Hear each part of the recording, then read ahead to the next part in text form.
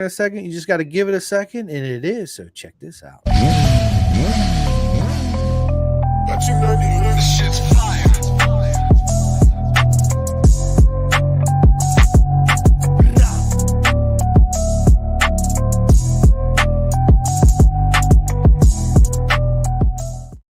What is up, everybody? Welcome to another live Pin the Gas podcast on this Friday night. And you guys know the drill and the routine, man. This episode is sponsored by Next Level Financial.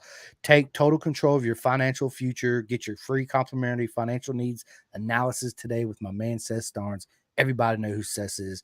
Hit him up. He'll definitely take care of you. And, of course, my other main sponsor, Bison. Brennan, I tell everybody all the time, don't buy an off-the-rack suit because for 90% of us, it's not going to fit you 100% correctly. And when it don't fit you 100% correctly, it hinders your body position, your riding style, causes arm pumps, all kinds of issues that you don't need, right? None of us need that. So do me a favor, go to bisontrack.com. And the cool thing is you pick the colors, put your logos wherever you want. You get the water hump, non-water hump, perforated, gloves, chest protector, undersuit. What are you waiting on? Go to bisontrack.com. Hit me up if you guys do. I got a discount code for you, but send me a message on Messenger and I'll hook you guys up. And trust me, you want to be involved with Robert and Tasha. They're some of the most amazing people you're going to meet in the paddock, and what they do for the sport is absolutely amazing. They're at every race weekend for Moto America and for a lot of the local club races too around the continental United States. So bisontrack.com. But anyway, my friends and ladies and gentlemen, it's an absolute honor to sit down with my man, Brennan Triplett. What is going on, bro? What an honor to be here on the show. Thank you, Chris, for the invite. It's an absolute honor. Bro, listen, the honor is all mine. I'm just as excited as you are to be doing this and sit here and have this conversation. And even more so, I value our friendship more than anything. So thank you so much for coming on the podcast. And yeah, I can't wait to get into your story, Brennan. So let's start it off. Where did your journey begin on the wonderful wheels of twos? Well, honestly, growing up, I always wanted a bike. I was a kid sitting in the car, going on road trips, looking out the window, and you see a motorcycle go by, and you just like lock eyes and just follow it down the road and just fall in love, but never could afford it yet. Always begged mom and dad to get me a dirt bike, something like that. Never happened. But then I got a job, started working about 19, 20, saved up some money, bought a 04 GSXR 600. It was a turd, honestly, complete turd. It was a rag. I didn't know what I was buying. I didn't know what I was looking at, all this mess, all the first rider mistakes. Went out there, was an idiot for a while, had some spills, put it together, sold it, had a break, bought another 750 and rode it for a while. And when I was working, I met a guy named Derek Laws, funny enough. Started talking about wanting to get into racing, and he led me to Philip Hart, the man himself, Hart Racing. The absolute legend himself. Yes, he has been an absolute amazing person to me. His whole family, his wife, everybody have been awesome people. But led me to him. I went and had lunch with him. About a whole year, I volunteered to help the team a little bit. And then he stepped out and gave me a shot on his 04 GSXR 600 after 3 track days. Went straight into racing, and now we're here. Absolutely amazing. Because we all go through that phase. You know, everybody starts their journey on two wheels at all different ages of life, right? Some more so in their 40s, 50s, and 60s, right? But it's always a wonderful journey. And when you discover it, there's nothing else like it in the world, right? It's just talking about it always puts a smile on my face, right? Puts a smile on your face, and everybody listening. That's why we're here, is for the same love. It is the best drug in the whole wide world. And when we all first started, wherever you started at, whatever age, it's either usually dirt or you get a first street bike. You go out there and do squid stuff on the street, as everybody calls it, right? You 140 miles an hour, riding wheelies, running from the police, just it's a good thing we're all still alive today, right? Let's just be honest. Amen. But when I was doing it, Brennan, no, we didn't have the smartphones, right? So yes, people, I watch it on my phone too as I do it. It's just something I do, right? But now when I ride on the street, man, it's like I don't have fun anymore at all because I'm too worried about everybody else. So I feel like I'm a Spartan versus the 10,000 Persians, right? Where I'm constantly watching my surroundings even more so than I used to because of these, right? So, but it's always beautiful to hear how you start getting into track days and then finally getting in a race, and it's the most beautiful story in the world, right? Um, so tell us about your first track day, Brennan. What was your experience like? Always thought about it. Finally signed up after a buddy begged me to go with him. I went. It was at Carolina Motorsports Park. Can't remember what time of the year it was, but awesome time out there all day. Went out there. I volunteered with a coach with PRE. If you got there for your first track day with PRE, as long as you raise your hand at the end, you got to be a man enough to raise your hand, and they'll pair you with a coach. So I did that. Went out there with Taylor was his name. Awesome guy. First session, didn't believe me that I'd never been on track, but I was one of these little mountain idiots out here. Had a good day after lunch, kicked me into intermediate, and the rest was history. Just fell in love with the scene, the people, the paddock. I mean, like you said, it's a drug. It's the most pure form of adrenaline. The people are just the most awesome people. You run into guys like yourself out here in the paddock. Absolutely. It's funny because I went to actually when I had Philip on. I know you're watching. What is up, Philip? My man. I was actually at VIR and I got the invite from my buddy Riston Grigg. He hit me up. He's like, bro, I'll be at VIR. Are you coming? I was like, let me check my schedule real quick. I was like, I got a podcast. Actually, I got two, one on Saturday and Sunday. Yeah, man, I'll be there for sure. I can sit in my car and do it, right? Because the beautiful thing of the format that I use for a podcast, I can do it all from this thing right here, right? Throw in some earbuds and boom, I'm good to go. And they always turn out pretty well too. But yeah, I went out there and hung out with Michaela Moore, Gus Rodeo, Brandon Scott, well, Brandon Posh, Steven Humphreys, Jason Doss. I mean, dude, the list goes. My buddy Mario. The list goes on. It's always an absolute proper mega time at the racetrack, right? Can't forget my man Ryan Snooks at RTR Racing. So he was out there too. Of course, we got the legend himself in the house, Philip Hart. Hey guys, what is up, my man? What's going on, Philip? That's right. That's right. And you're actually there now. You're actually at his house right now. Yes, sir. We're using his office. What a nice guy. Willing to let me use his office to have a much better setup to get to come on the show and hang out with Chris for a little while. I love it, man. I love it. Absolutely amazing. So going from just doing a track day junkie, right, and finally getting into road racing, what was that transition like for you? It was a big jump, but at the same time, I was blessed. Nothing short of a blessing, honestly, to run into Philip and the whole team that has surrounded me with so much knowledge and help from John, his dad, our riding coach. As Philip kind of mentioned to you in the podcast, I mean, you can go out there all day and try to figure something out. And John just watches you one time in the corner compared to everybody else, and he just, boom, finds you time like that.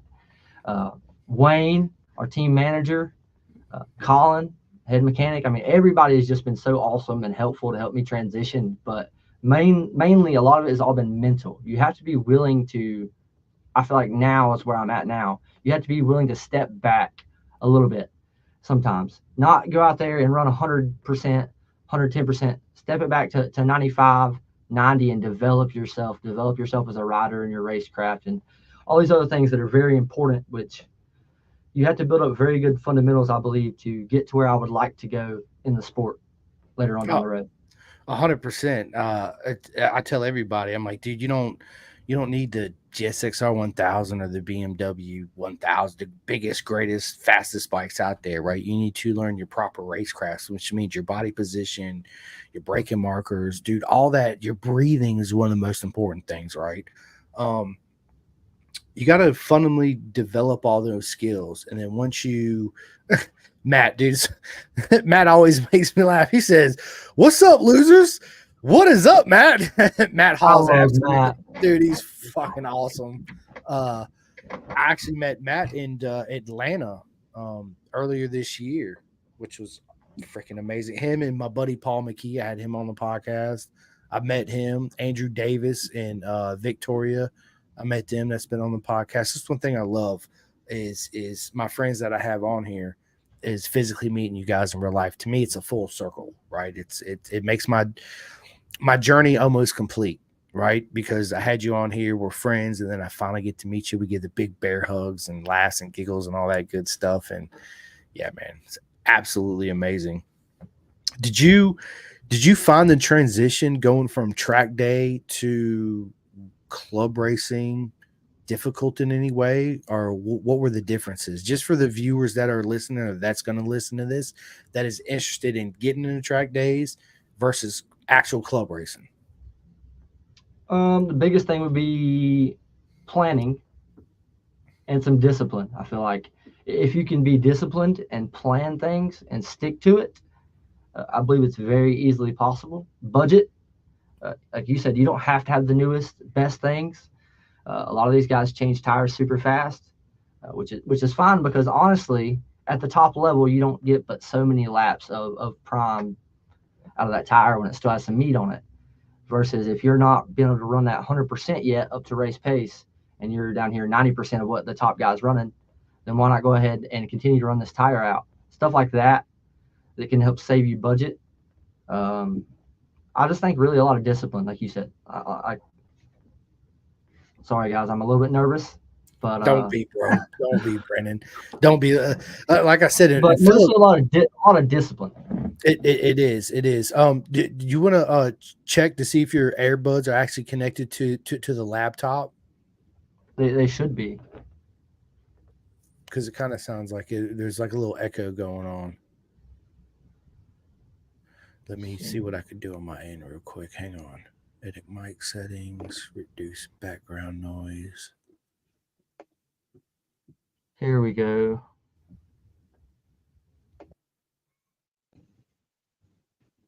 Any better? Yeah, definitely sounds better. Yep, I edited the background noise too. No worries, I can edit this part out, right? But that's what I love about doing a live interview, right? It saves me from a lot of work on the editing. People don't understand it's raw. Bro, editing is like a whole new. It's like me looking at telemetry. I'm looking at it all Googled out, like, what is this? What is even going on here, right? We do a little bit, but yeah, I feel you, man, and I feel like in our sport too, it's hard for men and women to put your ego to the side sometimes, right? And step back and say, hey, there is a lot. I don't know everything because nobody knows everything in road racing, right? It's important to have an open mind and be willing to listen to everybody and learn, right? Another thing too is, have you ever done like any type of coaching, rider coaching or anything like that? As far as like being coached on track is what I'm saying.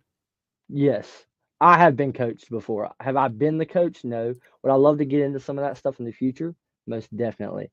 But at the moment, no, I'm not working as a coach for anybody. But I have had some coaches like Taylor and a few others work with me. Dean from PRE as well. Just awesome guys. And it helps you out a lot when you hear coaches, right? Because they're professionals of sport and they ride with you on track. They follow you for a couple laps and they'll come in and say, okay, your body position's good, but I notice you're doing this and this and this. Let's go out there. And what I do is when I go out and ride, and I've been coached before too, is I practice like 2 or 3 things every time I go out, whatever it is, whether it's body position, breathing, braking technique, on and off throttle transition, the whole 9. To me, it kind of broke it down in categories where it made it a little bit easier for me to learn at like a faster pace than trying to take all this bits of information that everybody's giving to you at one time. And you kind of get lost in the mix that way. You're like, okay, he said this, but they said this. And it's like, all right, hold up. Let me step back, focus on 1, 2, maybe 3 things every time I go out. And it helped me progress that way, right? As far as lap times and stuff go. But that's something we're always chasing, is the white rabbit. That is true. Always chasing that rabbit. There will always be a rabbit.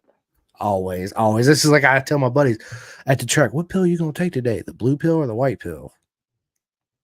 Like the Matrix, right? You want to see reality or you want to live in your own head, right? It's kind of that same thing.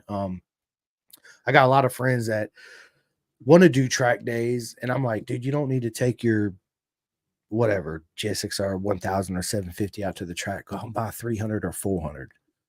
Buy some cheap, wrecked rebuild with no title. Who gives a shit? You're gonna go out there and the whole point of that is learning.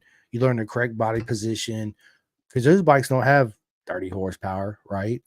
So it's all corner speed and braking. And then from there, once you feel comfortable really knowing how to ride and go fast and progress, then step up to the next level, right? And that way you're more comfortable on it. Because I find that even when you do go to track days and you talk to people, they're like, yeah, this is my third track day, blah, blah, blah, blah. But I'm kind of scared of my bike because it makes so much power and it's different on the track than it is riding it on the street. So Most yeah, definitely. actually it is. So we got dude, Kendra come up in here. She says, proud of my brother. What is going on, Kendra? That's big sis. Love you, Kendra. And where's Kendra based at? Cherryville, North Carolina. Okay, all right. You said Cherryville. I'm thinking I have no idea where that's at, right? But we're not too far from each other because I'm in Roanoke, so we're like what, maybe 2 hours away. It's really not that far. A few hours, 3 Yeah. hours the most probably. All right. Well, I'm from locally here, Granite Falls area, but it's not well, that next far. time you and Philip could either go to VIR or one of the local tracks in North Carolina, you guys hit me up because I'll definitely drive out there and meet you guys, 100%. And then we got Pink Unicorn 303 here cheering from Colorado. Do you know Thank who Pink Unicorn is? No, but thank you to Miss Pink Unicorn.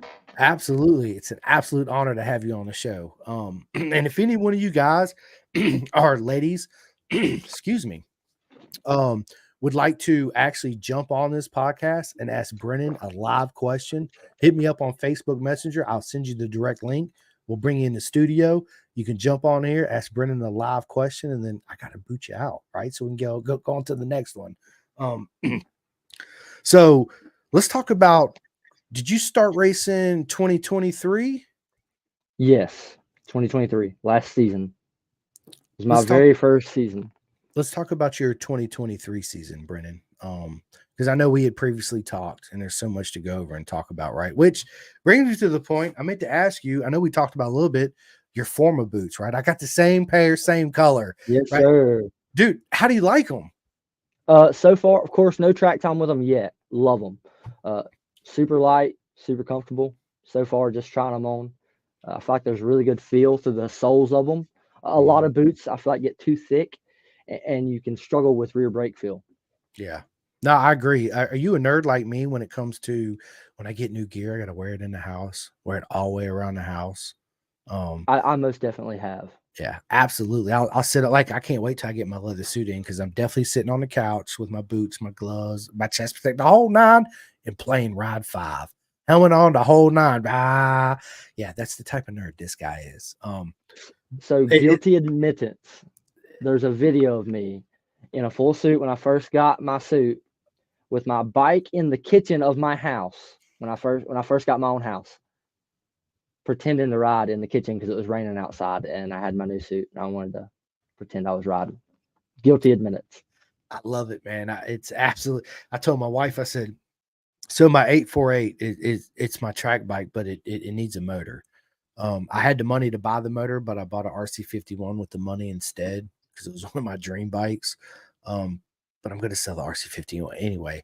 I told my wife, I was like, well, I know everybody says that. It's I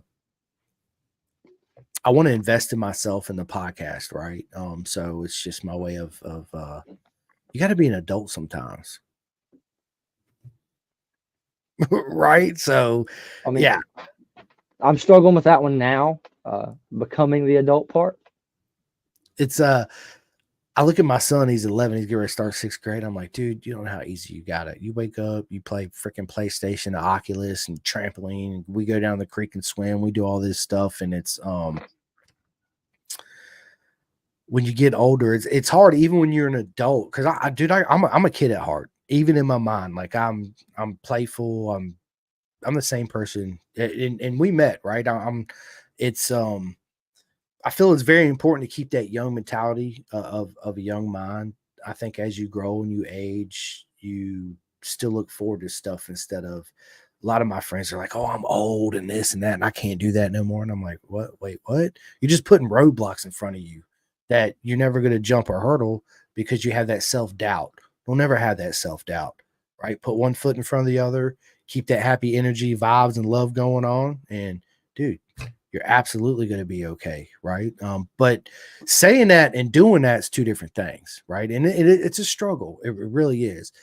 Trust me, I struggle with the thought. Like there's days I'm like, no, I'm not selling her. Absolutely, I'm a seller. But yeah, it's an adult thing that like I said, I just want to invest in myself. Obviously, you've invested in yourself too, right?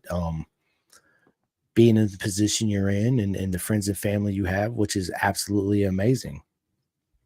Matt Hall says, oh, tell him about Roebling. Tell him. What about Roebling? He wants to get in basically into the start of my racing career.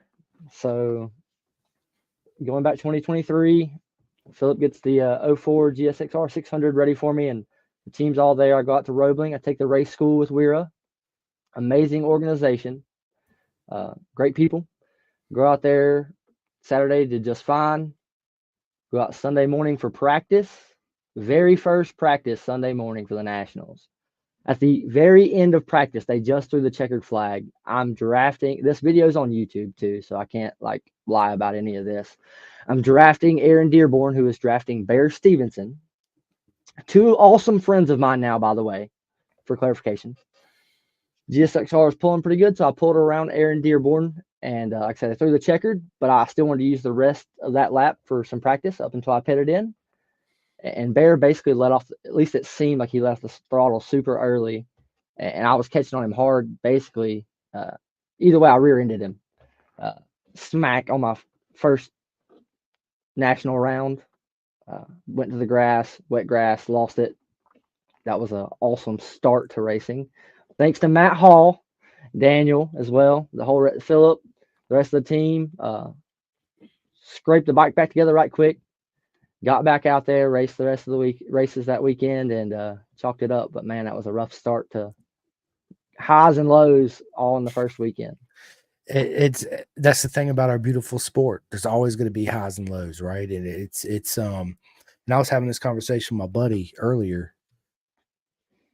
He asked me how mental is. I hear you talking about time, but how mental challenging is road racing? I'm like, bro, I'm telling you right now, it is one of the most mental things you're ever going to do. There's so much that goes through your mind, and you're always, to me personally, I always doubted myself in a certain way, right? Especially when things weren't going right. It's again, like I just said previous, is there's barriers you're putting up for yourself, but it's all in your own head. So how do I conquer myself?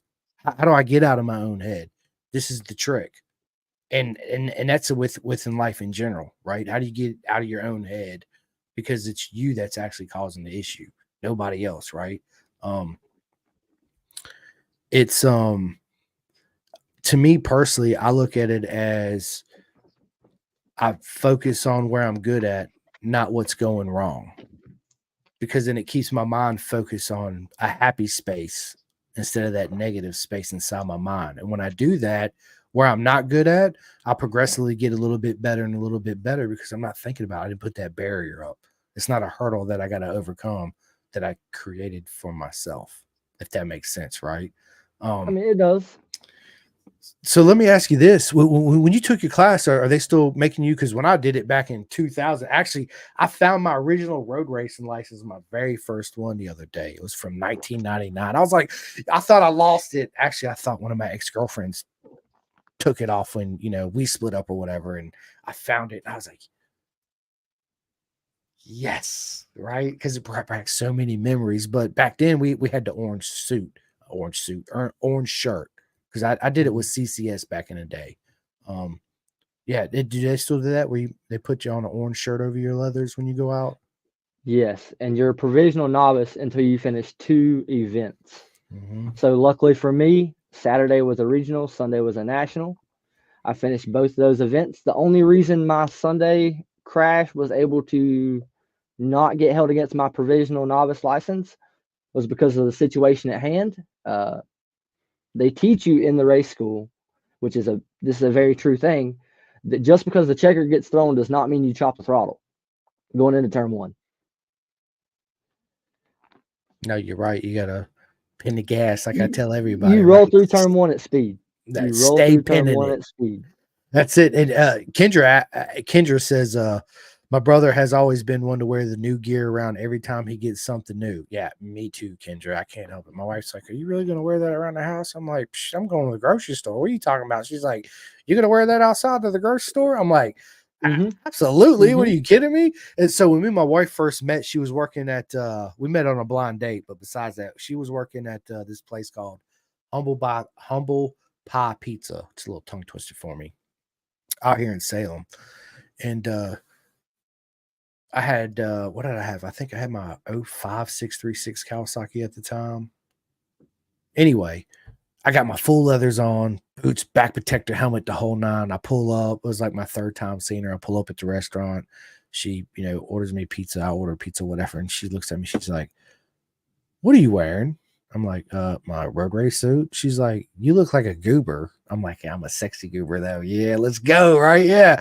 Yeah, it's absolutely amazing. And to me, so coming from being a street squid, I remember when I first got my leather suit, I hadn't even done a track day yet, and I felt invincible. Like I was Incredible Hulk, right? Like I conquer the world, I can do anything.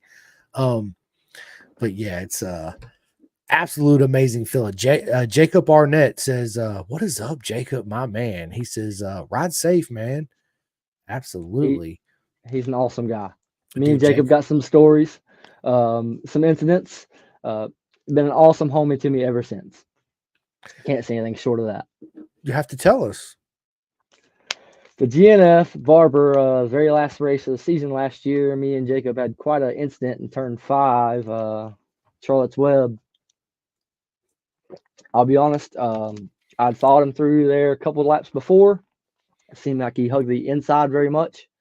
Well, I come to fly by him on the outside in that next lap, and it seemed like he checked up just a little bit, and quite the collision in the rear there. I was carrying a lot more speed, and glory to God, nothing short of that. We both walked away. No serious injuries because it was pretty serious ordeal.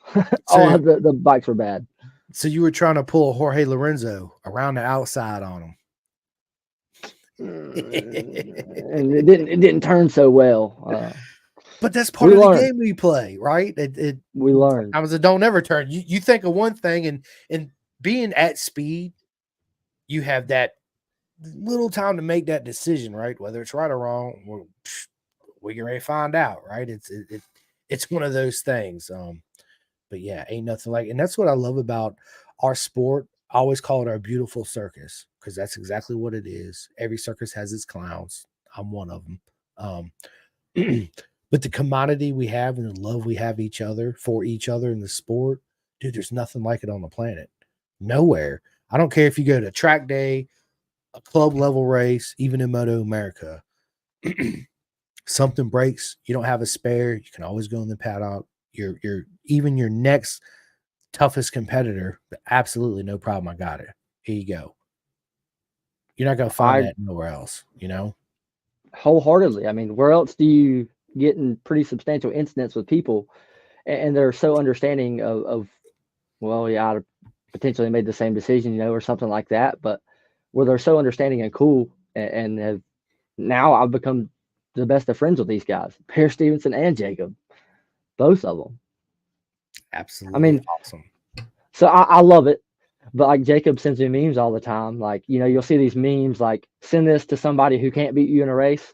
Like, he'll send me stuff like that, or he'll send me bikes for sale and stuff all the time before I got the Cowie from the team. Just awesome people. The paddock is truly a family. Wait a minute, Jacob, you don't ever send me nothing. Boo. No, I'm just playing. Yeah, Jacob's absolutely awesome. And then we got Dial up in the house. What is up? He says, "What's up, Chris and Brennan? My guys, you, my friend, is proper mega Dial." Absolutely. Matt Hall says, "Damn, Charlotte Webb's claimed a lot of people last year." Yes, it has. Yes, it has. So going back to 2023, Brennan, before we get into 2024, how would you rate your first proper racing season? Nothing short of a blessing, honestly. Uh, I came off the street straight to racing. Had a pretty successful year for the most part. Finished first in 750 Superbike novice as a national, and second in 600 Superbike, right behind Mark Holden, awesome guy as well. Yeah, Mark's an absolute legend himself, right? Yeah, it's absolutely. So let me ask you this: what was your most standout moment from 2023? Pit race, where everybody's at right now. That I wish I was there, but sadly it just didn't work out for us this year. Hands Yeah, down, pit race and the endurance race. There was yeah. a good moment. My bad. Go ahead. No, I was gonna say, yeah, you're right. I was gonna touch on your base, dude. I wish I was there too. No lie. It's an awesome place, but hands down, the most standout moment was pit race. Out there in the middle of my stint, I was probably 30, 40 minutes into a stint that I was running up until the gas light came on. So we were estimating an hour, maybe out of the 600. Starts sprinkling a little bit, then it starts raining significantly a little bit, not pouring, but basically everybody started pitting in, and I'm on slicks, and I refused to pit in, and I stayed out the whole entire time on slicks while everybody else pitted in for rains. It was pretty fun, or I felt accomplished to hang with guys and pass guys on rains while I was on slicks, and it was actively still raining a little bit on the track. It's pretty fun. So you was pulling a little bit of Jack Miller. I definitely wasn't that fast, nowhere near that fast or that good, nowhere near that good. We had fun. Yeah, well, what I meant by that, when it rained, I forget what race it was. Miller stayed out on slicks. He's like, man, I ain't coming in. I'm staying out, right? And ended up winning the race, which is absolutely amazing. I've only personal experience been on race tires twice. That was it. I love to ride in the rain on the street. It teaches you. A lot of my friends hate it. I'm like, dude, it's getting ready to pour rain, dude. Let's go out and ride. They're like, what are you, crazy? I'm like, nah, bro. It's you learn how much grip your tires actually have, how late, or not how late, but how hard you can actually brake, right? It opens up your mind.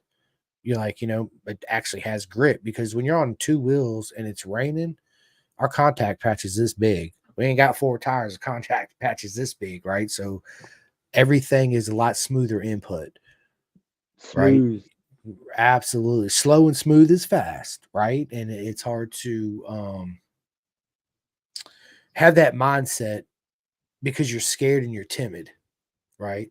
Just like if you was to jump on a brand new V4 Ducati, 200 blah horsepower, you pin the gas, you're like, whoa, this thing is like super fast, right? So you're going to be tiptoeing around the corners because you're not trying to wreck it and bend it and you're scared, versus you have something that's 40 horsepower the whole time, right? Yeah, the whole time, just wringing its neck, trying to get everything out of it. But you learn a lot. You really do. And that helped me a lot. Now when it rains, I'm like, let's go.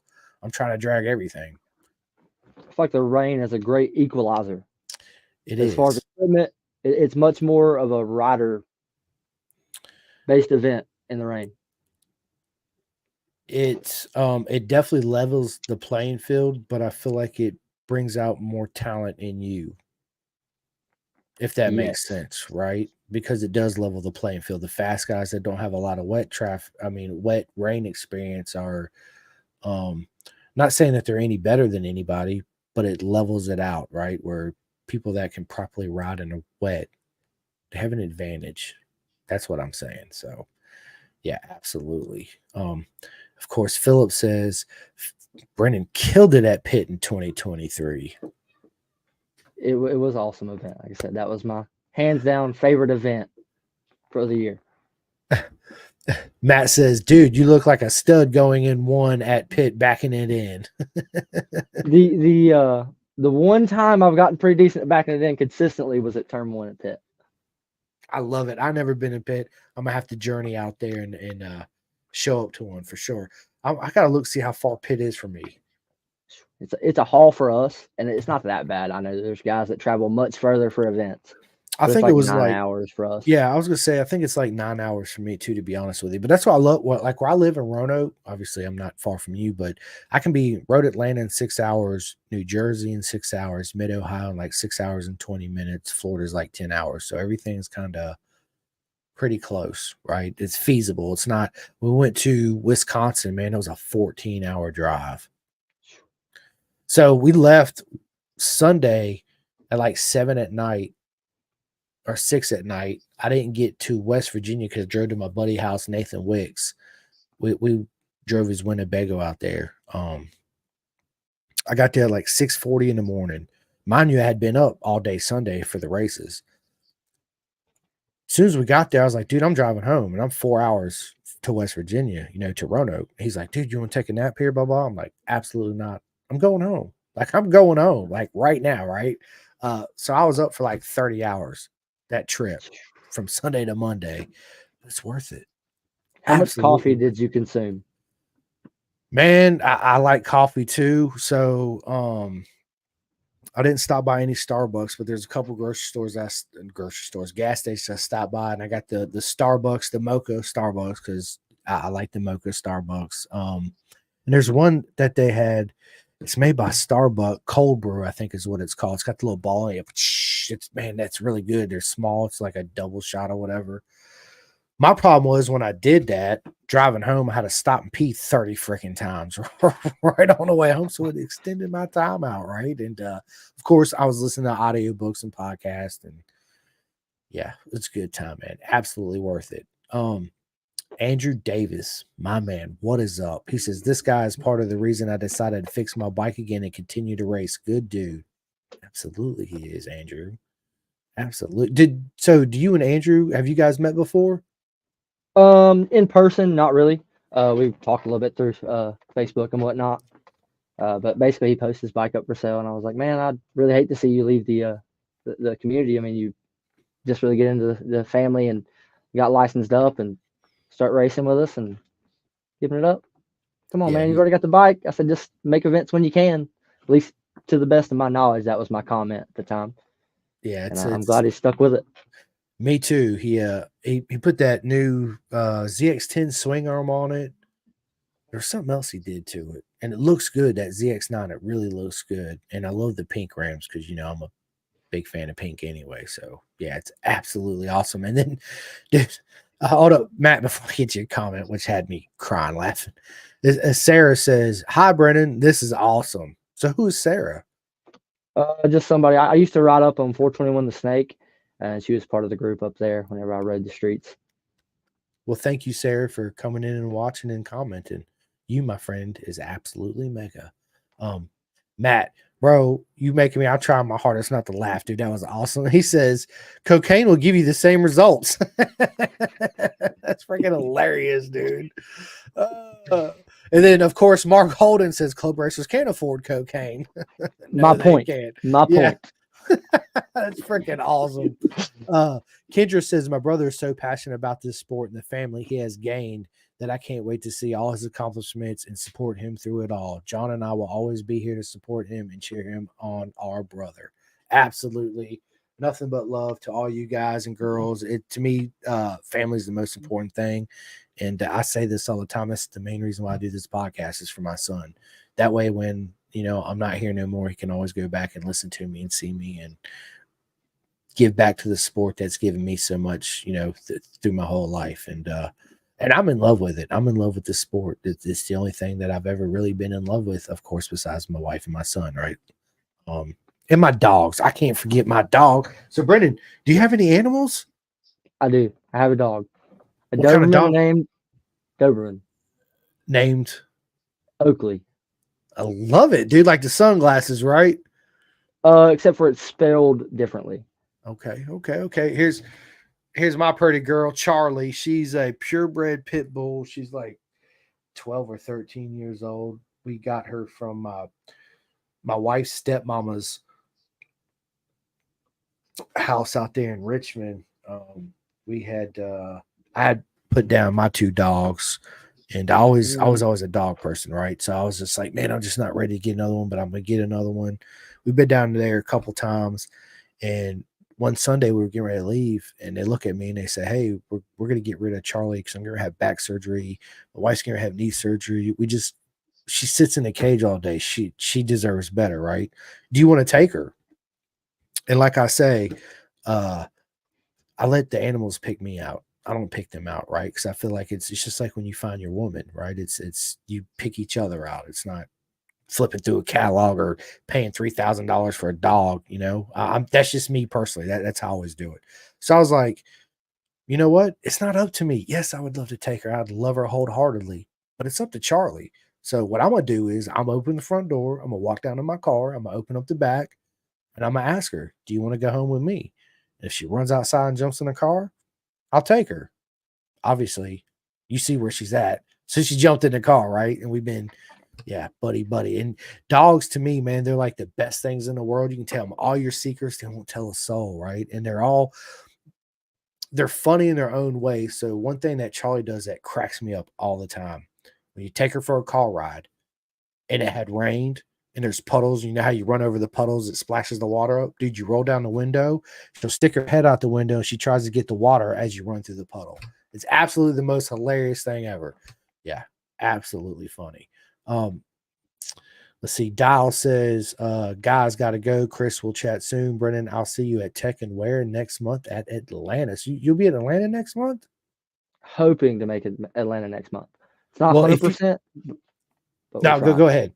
Dude, listen, if you do, you and Philip go, hit me up, bro. Because my buddy lives 20 minutes from the track. I hit him up as long as he's going to be there that weekend. I can go stay with him. Dude, I'll meet you guys, hang out with y'all at the track all weekend. If I got 100% certain we're going, I'll give you a ring. Yeah, First shoot thing. me a text. Absolutely do it. Kendra says Oakley is Brennan's biggest supporter and best friend. Listen, I love dogs. They're yeah. Enough about the dogs, right? So 2023 was a proper mega season, your first season, and you accomplished so much, right? In your first season, which is absolutely amazing. And that just goes to show you belong where you're at right now. You're doing and being where you're supposed to be. All the people that support you and love, that's not by coincidence. It's because it's meant to be, right? I'm a firm believer in don't rush anything. Let's say you really want something, but you kind of make it happen. It's not the same as it coming to you naturally in the way it's supposed to happen, if that makes sense, right? Um, Michaela says, "Let's go, Brennan." I hope I said Thank you, your name Michaela. right. Yeah, good. I was You sweating did. that. Good. Because I'm not very good with names sometimes. Like I'll totally bomb them bad. And they're like, dude, this is how you say it. I'm like, I'm sorry. I'm not very good at Also, it. Go ahead. don't let her photo fool you. She's really like 20. But Oh, I love it. I love it. So you and Philip met, absolute amazing human being. That's why you are where you are with Heart, which is, dude, he not only does he sponsor, he sponsors our good friend Ron Wolf and Erica and David, which are absolutely amazing human beings too. So 2023, you absolutely killed it, right? Let's go to 2024. Walk us through your 2024 season up to right now. the start of it, rather rough a little bit. Putting the bike together, start of this year. Didn't get it ready for Road Atlanta, sadly. So missed Cycle Jam. I got the bike put together for CMP.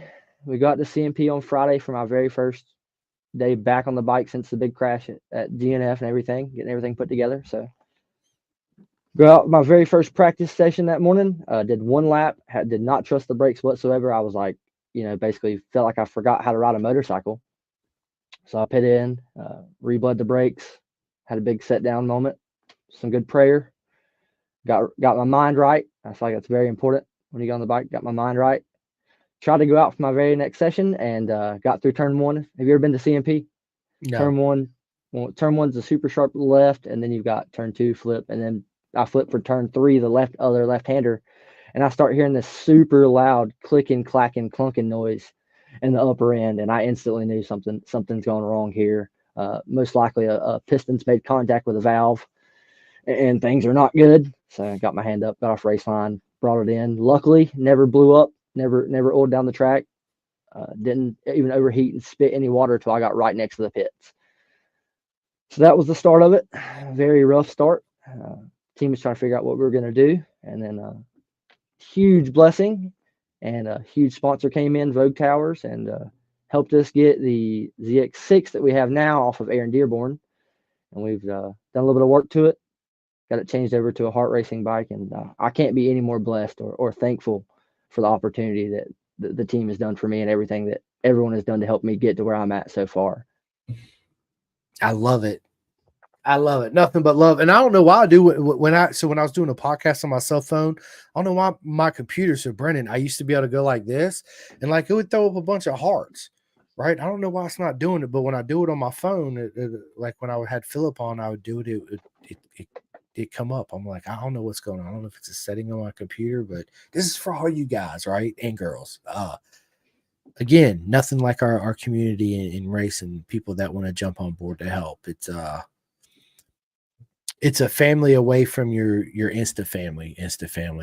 I sound like that should be a commercial for Insta camera, right? Your Insta family on the Insta camera, X3 or X4 now, blah, blah, blah. Yeah. Anyway, so your season's not done. You still got plenty more racing going in 2024. Tell everybody, Brennan, what people should expect coming into their first track day and what's different and what they need to prepare and expect going into their first race weekend. Your first track day, I would say to just have fun. Honestly, nothing short of having fun, but try your best not to go over your head because you can make your first day turn to a. I know a lot of people locally that have decided to go to a track day and their very first day was their very last track day because they had a crash their first track day and now they just think it was the track's fault. Now they won't go back, which is not the case.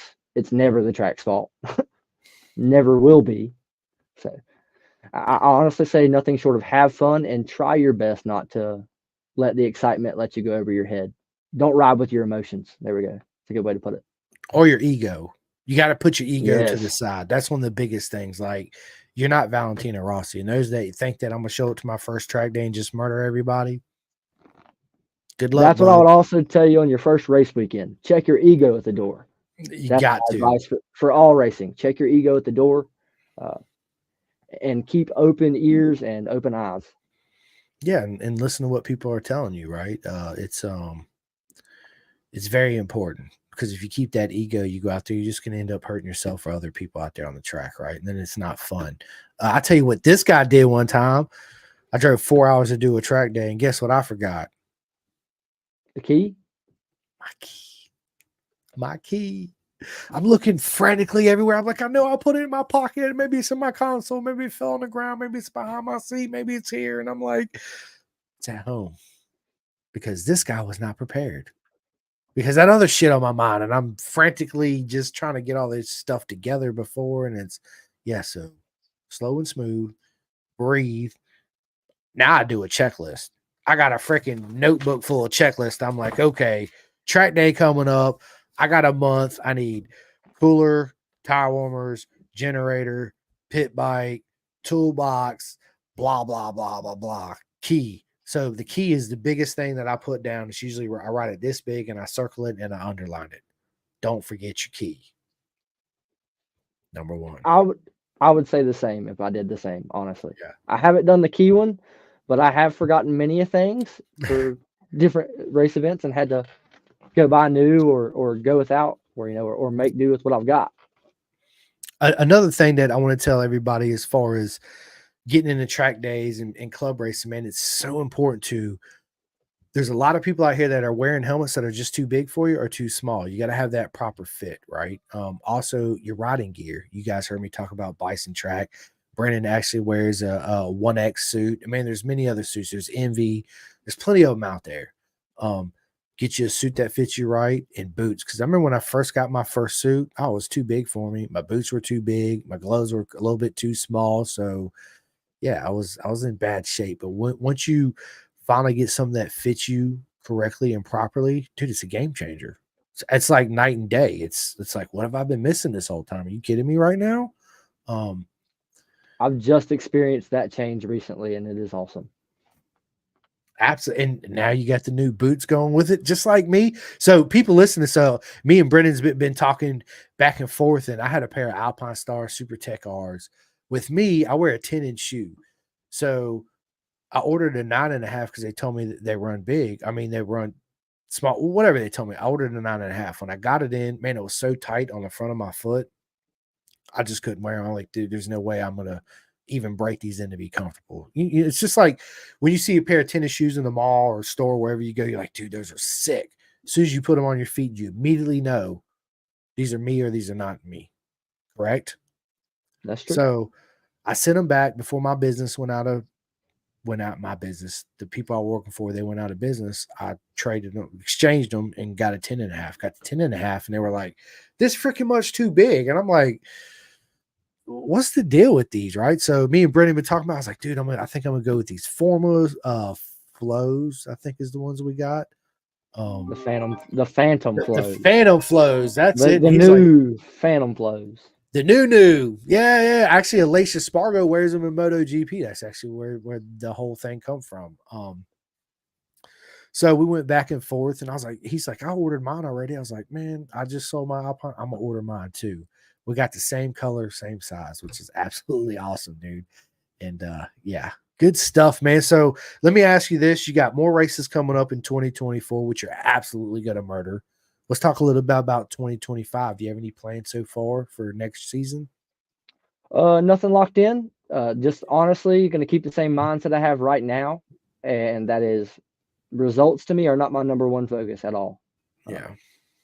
Like I said, it's purely on development of myself as a rider and getting more seat time and experience under my belt, and really working on my racecraft and letting that push me to where I want to go. 100%. So what type of training do you do off the racetrack and off the bike? So honestly, not as much as I used to. Recently, not much of anything. Used to do lots of working out, running, whatever else, whatnot. The only thing I do now to stay in shape is my job, where I deliver batteries all day, car batteries and truck batteries and whatnot. So, But batteries are heavy, so I know that's a job. well, do ride dirt bikes occasionally, but it's been a little bit since I've done any dirt training or anything like that. So, Yeah, so I wanna get me like a little Z125 or Grom and just go to parking lots and act like I'm Valentino Rossi, right? Because one thing I always wanted to do was drag my elbow. Okay, I take it back. I lied. I have dragged my elbow, but usually my shoulder follows right behind it, my hip, and I'm watching my bike go, and I'm like, hey, I dragged my elbow though, right?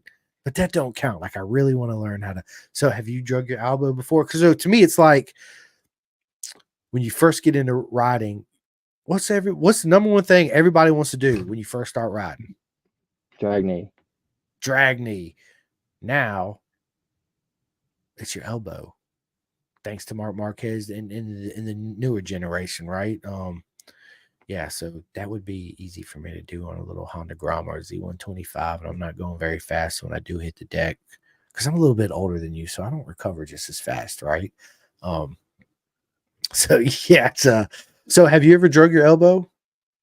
I'll be honest with you, no. I've been like so close that I've reached, but not got it. I've not gotten it. I've gotten so close and like dangled and reached and tried, but no. That's awesome.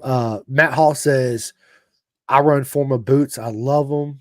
Do you have the new flows? Philip Hart, my man, says I ordered my Formas too. They are great. Yeah, I got mine. I'm gonna break them out here in a minute and show everybody. I freaking love them.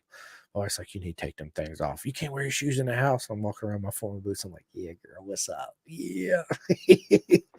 If I only My had money, my I'm suit. aware of them. Right. My good buddy Dustin Carter, he was just here at the house. He's down the road. He says Simcoe and Triplett sick. Thank you so much, bro. Absolutely. Philip says Brennan not being able to ride dirt train is my fault. I got to get my tractor out there and get the dirt track in shape. Absolutely. Let me know, man. I'd love to come down there and hang out with you guys on the weekend. I got a little CRF 100. I can come down there and yeah, act like I'm Nikki Hayden on the flat track, which I'm not Nikki Hayden on the flat track, but yeah. Con Ryan with you. Con Ryan to come back down with you. He'll bring Snugs? his little TTR. Wolf. I gotcha. 110% I will. On his 110%. little TTR. Yeah. Yeah, because he brings it to the track all the time. Actually, his mama rides it a lot. When he ain't on it, his mama takes it. I love Mama Wolf too. Dude, she's awesome, man. She made, I got banana nut bread. She made me her famous banana bread. Boy. Oh my god! And I'm not a big Mm. like I like bananas. Like I eat bananas all the time. But when it comes to like banana pudding and stuff like that, it's just not. It's something different about it that I don't like, right? Um, but her banana bread, I brought it home. Like I ate half of it on the way home. Well, not half It of made it. It made it home. it made it home because my wife, I told her that Erica was going to give it to me. She's like, you better bring me some of that home because my wife loves that, right? So I'm like, okay. And I took one bite of it and I was like, oh my God, are you kidding me right now? This is like some of the best shit I ever had in my life. It's absolutely amazing. So, Erica, when I see you at Mid Ohio, if you can, let me get some more banana nut bread, please. But as soon as I brought it home and it didn't last 30 minutes, my wife freaking banged it all out. I was like, where's the banana nut bread? I want another bite. She's like, yeah, it's no more. It's gone, right? Yeah.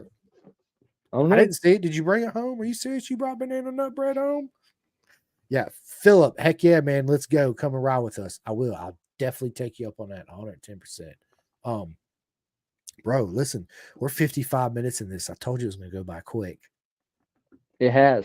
I told you, man. But no worries, because we're definitely gonna do a part 2 and a part 3. I would love to follow your progression throughout your whole road racing career. And see where you end up. And I hope that you end up wherever you want to be, whatever champion you want to do. I hope you achieve it 8 times over, bro. For sure. 110%, man. I do. Yep, that's right. Show Nothing some but love love. to the show. Show some love to the show. That's it. Nothing but love, baby. Let's get it. Let's get it. So, yeah, man, this has been absolutely amazing, Brennan. So, we're coming up on an hour pretty much. I want to get away from all the last motorcycle thing real quick. I do want to ask you about how do you mentally prepare yourself for a race? Um, two. This is going to be a 2-part question. One is, how does Brennan mentally prepare himself for a race? And with that being said, when things are not going your way, how do you come over those roadblocks inside your head to hurdle those barriers? So number one, nothing short of prayer in a long time. Which I'll be honest and open with my beliefs and my faith as a Christian and what I believe. I won't cram it down everybody's throat, but I'll tell you what I believe in, and that's been the biggest help for me in my racing uh, I could ever imagine. Just having a moment to sit down with God and speak and get my mind right, and then the team as well, being there behind me as well to help keep me on straight. Uh, that's really my main thing before a race. I do a little bit of stretching, a little bit, not much. I should stretch more, but mostly a lot of mental preparation. I like to put my headphones on my tunes and listen to some good chill music and try to relax and keep myself calm and not get too worked up at the situation because I've had races where you get nervous, like you said, when it doesn't go your way and you have problems right before a race or whatever, and you're having to frantically work on the bike or whatever else. The only thing I can do to get myself centered after whatever chaos has happened and you're about to throw your leg over that bike and about to go out there and do your best in a race is it to take a moment, take a couple deep breaths, and then I stop and I have another moment of prayer and it helps me get my head on straight and really just kind of put whatever was happening in the back burner and focus on the task at hand and what we're about to go do. I love it. Like I always say, I'm getting ready to prepare for battle. Absolutely going to get prepared for battle. I tell my buddies when we go out, I'm like, even for club race, I'm like, look, dude, this is one thing. It was like, let's say if it's like their first time coming with me, we're going out on track. I say, look, we're friends and I love you.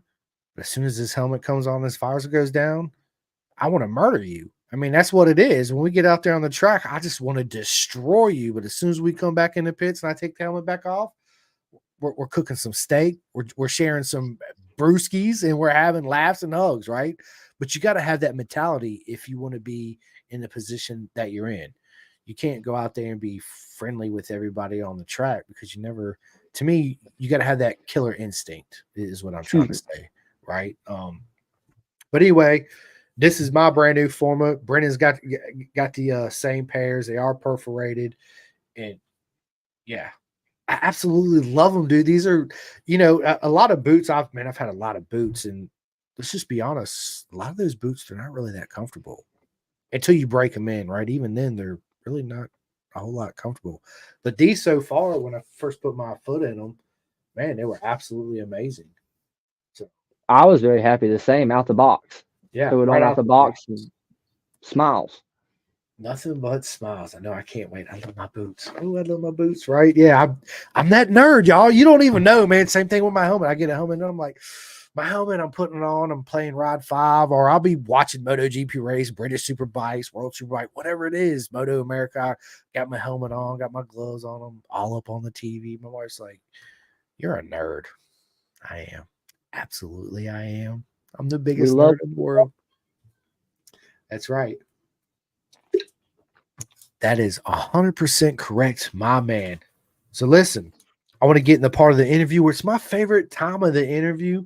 Don't get me wrong, hearing you guys' story is absolutely my favorite time too. But I like to know everybody personal on a personal level, right? I think it connects you to everybody else, um, as far as knowing you away from the track, right?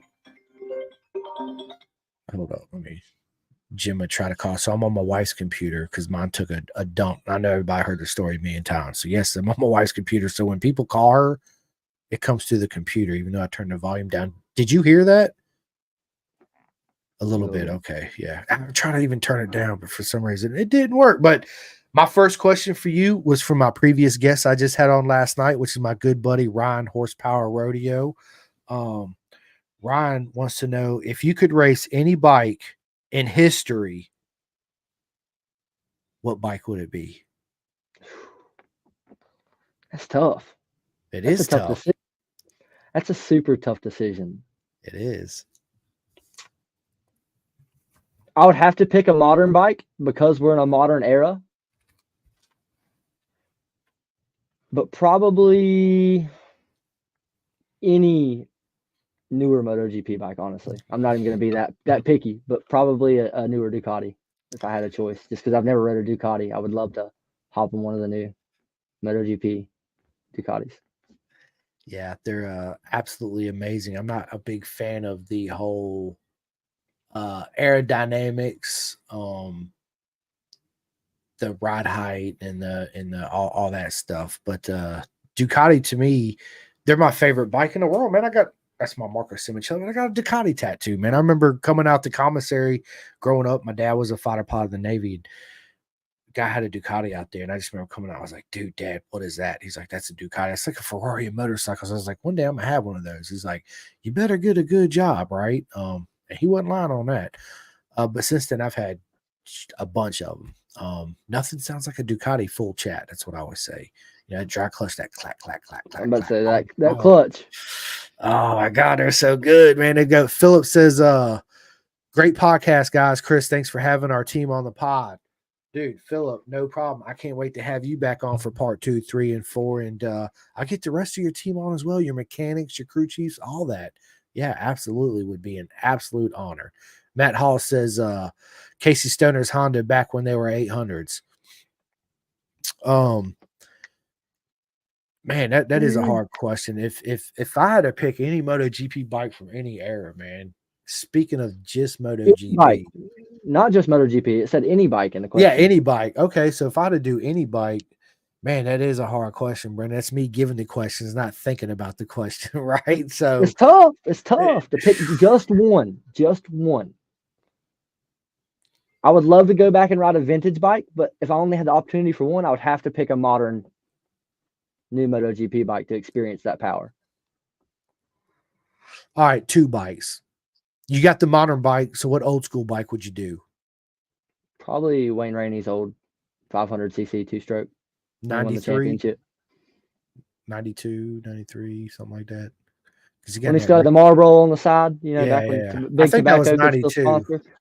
Yeah, going back in my memory, I think that was 92 because he got in that wreck in Mazzano in 93. That broke his back, if I'm not mistaken. But anyway, me, it would be 2000 Rossi NSR 500 2-stroke. When he had the Nastro Azzurro, which is the Italian beer, which is absolutely proper mega beer. You can go to the grocery stores and buy it. It's really good. And a modern bike, man, of course I want to say Ducati because I'm a Ducati nerd. But honestly, I'd have to roll with the Aprilia. They're moving now too. Yep, the Aprilia. Or my man Philip says I would want to ride Nikki Hayden's MotoGP championship winning bike, which is a good call. Ah, 2006. Yes, the RCV when they were proper 1000 cc's. Absolutely. And back I then they left that didn't out. have, well, me too, but back then they had electronics on it, but it's nowhere near what like it is No. now, right? I feel like the electronics on these bike these days is like freaking a space shuttle with all the buttons and levers and all this other. You see a cockpit on a MotoGP bike. I'm like, what is this? I don't even know where to start or begin or what button to hit and switches and yeah, all that snazzy jazz stuff. But yes, that's a good one, Philip. Absolutely. And for those that don't know and ain't heard me say it, I named my son Hayden Rossi after Nicky Hayden and Valentino Rossi. I really originally wanted to name him Valentino Rossi. And my wife said, no, he's going to get made fun of in school. My kid's not going to be made fun of in school for his first name. And I was like, yeah, you're right. You're right. That's me being selfish. And I was like, what about Hayden Rossi? Nikki Hayden and Valentino Rossi? Well, she's like, yeah, we can do that 110%. That's how much my wife loves me, right? So yeah, good stuff, man. Good stuff. And then Matt Hall says, I forgot about Nikki's bike. Last Honda to run the V5 configuration. You're absolutely right. Because in 07, they went to the 800s and they didn't go back to the 1000s until 2012, if I memory right. Yeah, I think 2012. Now they're getting ready to go back to 850 cc's. I had this conversation with my buddy the other day. No, I do not think it's going to be like it was before. The main reason why I say that from 2007 to 11, it's definitely going to be different because back then you could do whatever you want with your bore sizes as long as it stayed 800 cc's. That's why they were rev demons. They had a power band like a two-stroke of whatever 4,000 RPMs. Their corner speed was freaking phenomenal, even though their top speed wasn't as great, but it wasn't far off, right? So the racing was not as fun. Okay. Now with the new rules come in, they have a certain bore size that they have to maintain by. So they're going to be torque monsters. I think the corner speed's going to be a little bit higher. They're going to be slower on top speed, but I think I'm hoping it's going to put more of the rider into the bike instead of the engineers into the bike, right? I hope the rider is going to make a little bit more difference on that. But we'll see because the ride height device is going to be gone. The launch control start device, it's going to be gone. So now you got to physically do your clutch and get the starts right. I'd love to see them get to where I know they're not going to do nothing like BSB does, where they don't hardly run any traction control. If you got a 340 horsepower motorcycle, you got to have electronics on it, right? You But I have hope to. I hope that they dumb it down to where to me, MotoGP is an engineer sport first and foremost now, like F1, right? But I hope that they put it more of in the hands of the rider and then you'll see their natural talent, who's really got the talent and who don't, right? That relies on just all the electronics. Philip, yes, 110%. I hope BMW joins MotoGP. From my understanding and my hearing, We hope. they've been in talks with it. It's something that they're really considering. I think it would be absolutely great for the sport. Them to come in and have like a 2 factory bike and 2 satellite bikes. Again, even back in the day, Brennan, like your satellite bikes, it's changed. Now you got satellite bikes that are factory bikes. So you got whatever, 4 factory bikes or 3 factory bikes, and one guy's got the older bike. Back in the day, your satellite bikes were up and coming racers to come into the paddock and have 2 years on a satellite bike with the option to move to the factory team, right? Now it's not like that. Now everybody pretty much gets a factory bike. Not all of them on the grid do, don't get me wrong, but the majority of them's got factory bikes on the grid, and they don't give them enough time to develop or even learn how to ride the bike. It almost seems like when they start the season, they're 3 months into it and they're like, they're already talking about next year and we don't want you, it's that's something I think that they need to change too as well. As far as MotoGP, that's all I'm speaking on solely is MotoGP. Matt Hall says top rack on a BMW MotoGP would be sick. Yeah, I mean it would. First coming into the sport, a new team, new rules, new regulations. I think it'll be tough for BMW when not if, but y'all hear me, when they do show up. Um, you got to learn the ins and outs, what you like. It's going to be a learning process. But yeah, BMW is absolutely going to do amazing things. I don't think they'll have any issues at all.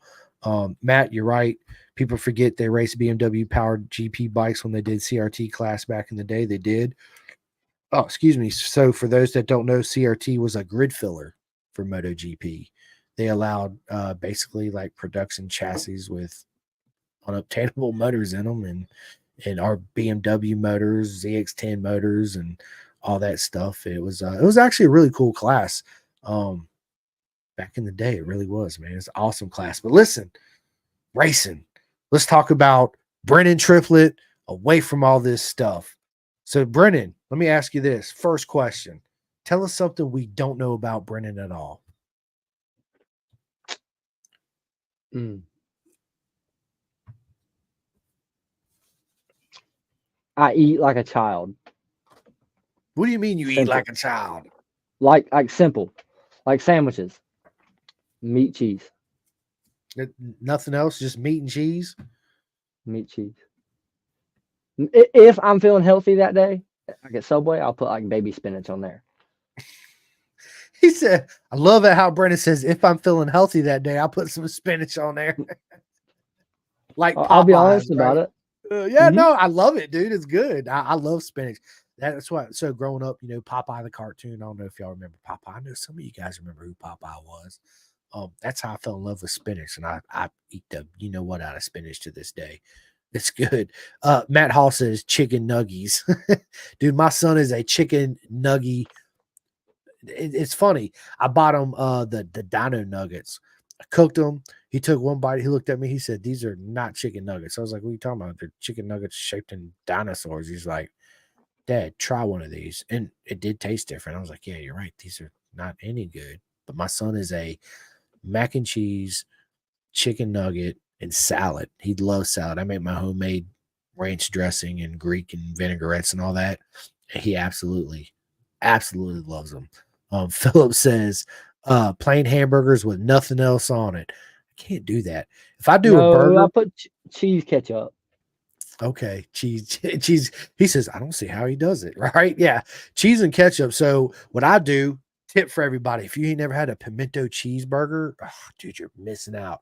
Forget your cheese slices you put on there. Get your hamburger meat, right, in your hand. Put pimento cheese in it. Put a little cream cheese in it.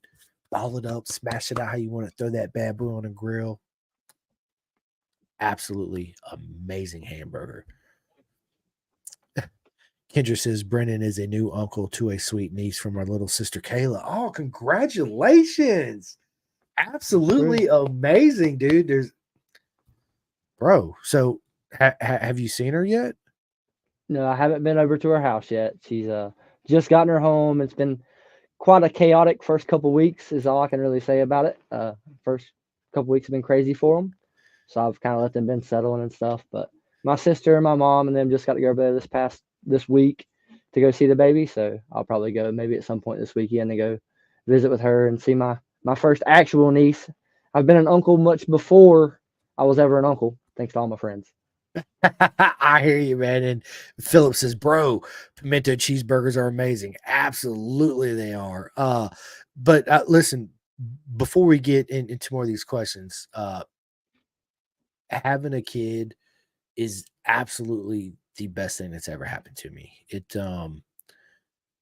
You hear it all the time, kids are the greatest thing ever. And you're not a parent yet, so you're like, yeah, I could kind of see where you are, but I like to do me and do my own thing, go to bed when I want, and not have these responsibilities. But when you have a kid, Brennan, it's like there's something inside you never knew you had switches on. Like for me, it was immediate from the first time in the hospital when he come out. I cut the umbilical cord. It was like this.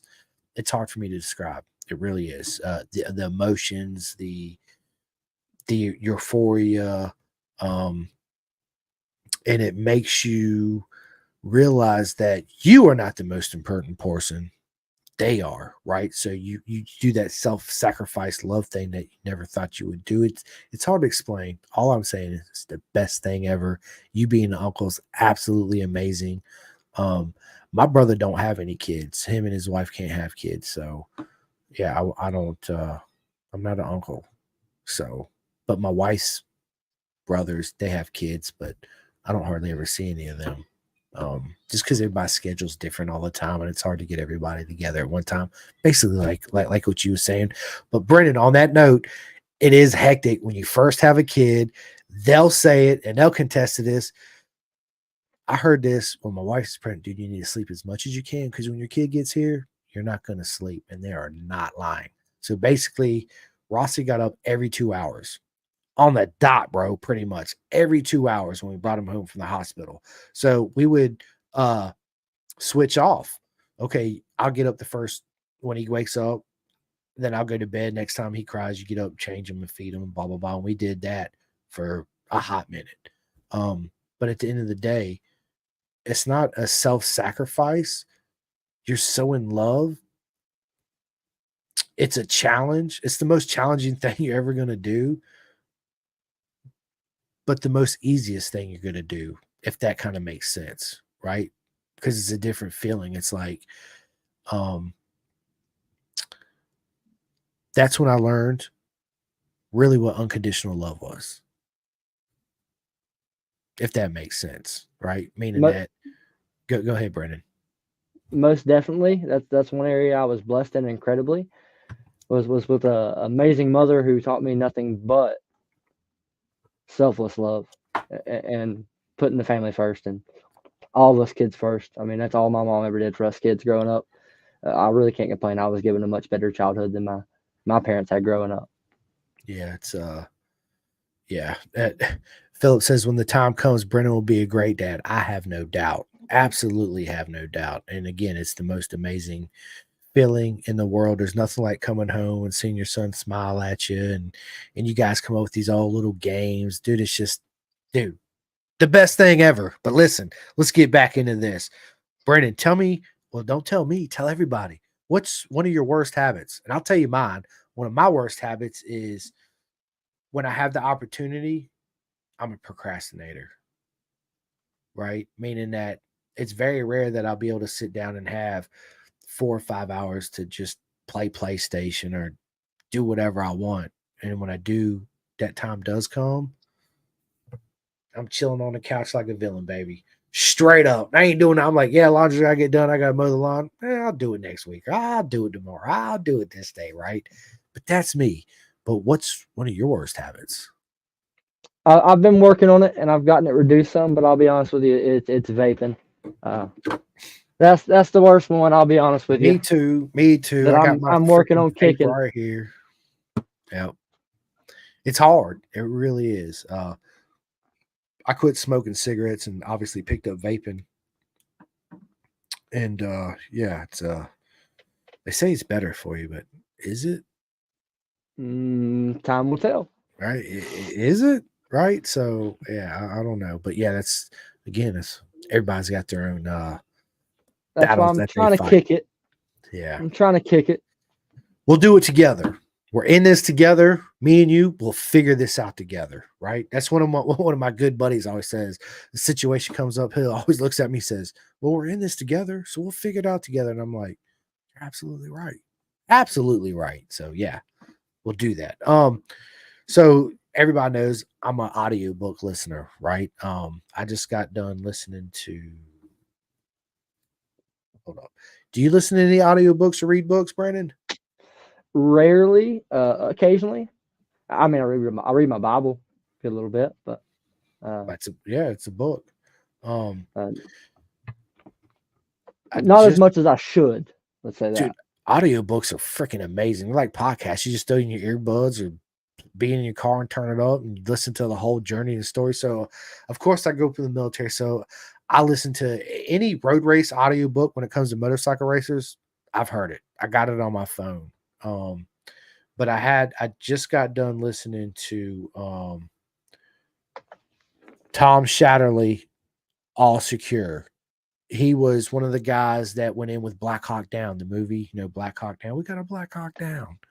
So that was a really good book, man. It opens up your eyes. But now I'm actually listening to No, I Don't Want You to Play. His name is Nick Irving, and he was Delta Special Forces, a sniper, Yep. and it's called The Reaper. Yep. So I just started that audio book. I love audiobooks, and I love listening to podcasts too, which brings me to, what podcast do you listen to? Well, of course, Pin the Gas.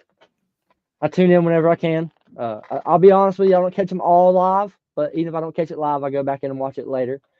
But all of them that I can tune in, I try to tune in and comment and show some love, support.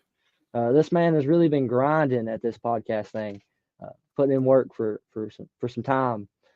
He's had some big names and people like me that, I'm not the most known guy. I'll be honest, I'm not a big name up there. So not yet. We're working on it. You're an absolute legend, Brennan. Don't kid yourself. Absolute legend, bro. As far as podcasts go, besides me, absolute honor. Did you listen to like any other motorcycle podcast or comedian podcast or? Not that often. If somebody sends me a podcast or something, I'll tune in and listen. But honestly, I don't follow anything regularly. Gotcha. That I shouldn't claim it because I don't follow it regularly as much as I do. No worries. Well, good stuff, man. Good stuff. Let me ask you this: who's your favorite comedian? He's no longer here, but probably Robin Williams. Dude, absolutely mega. Mine's George Carlin. If you consider Robin Williams a comedian, I do.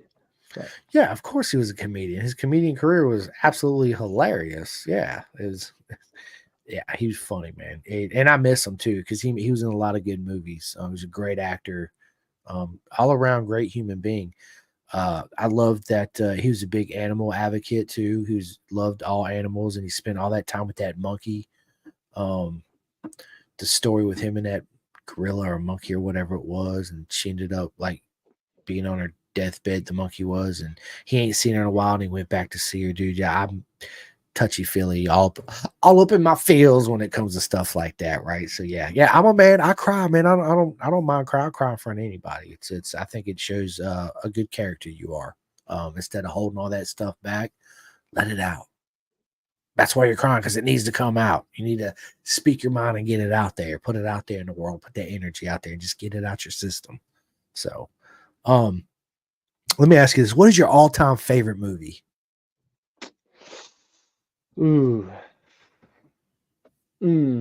All time. Mm-hmm.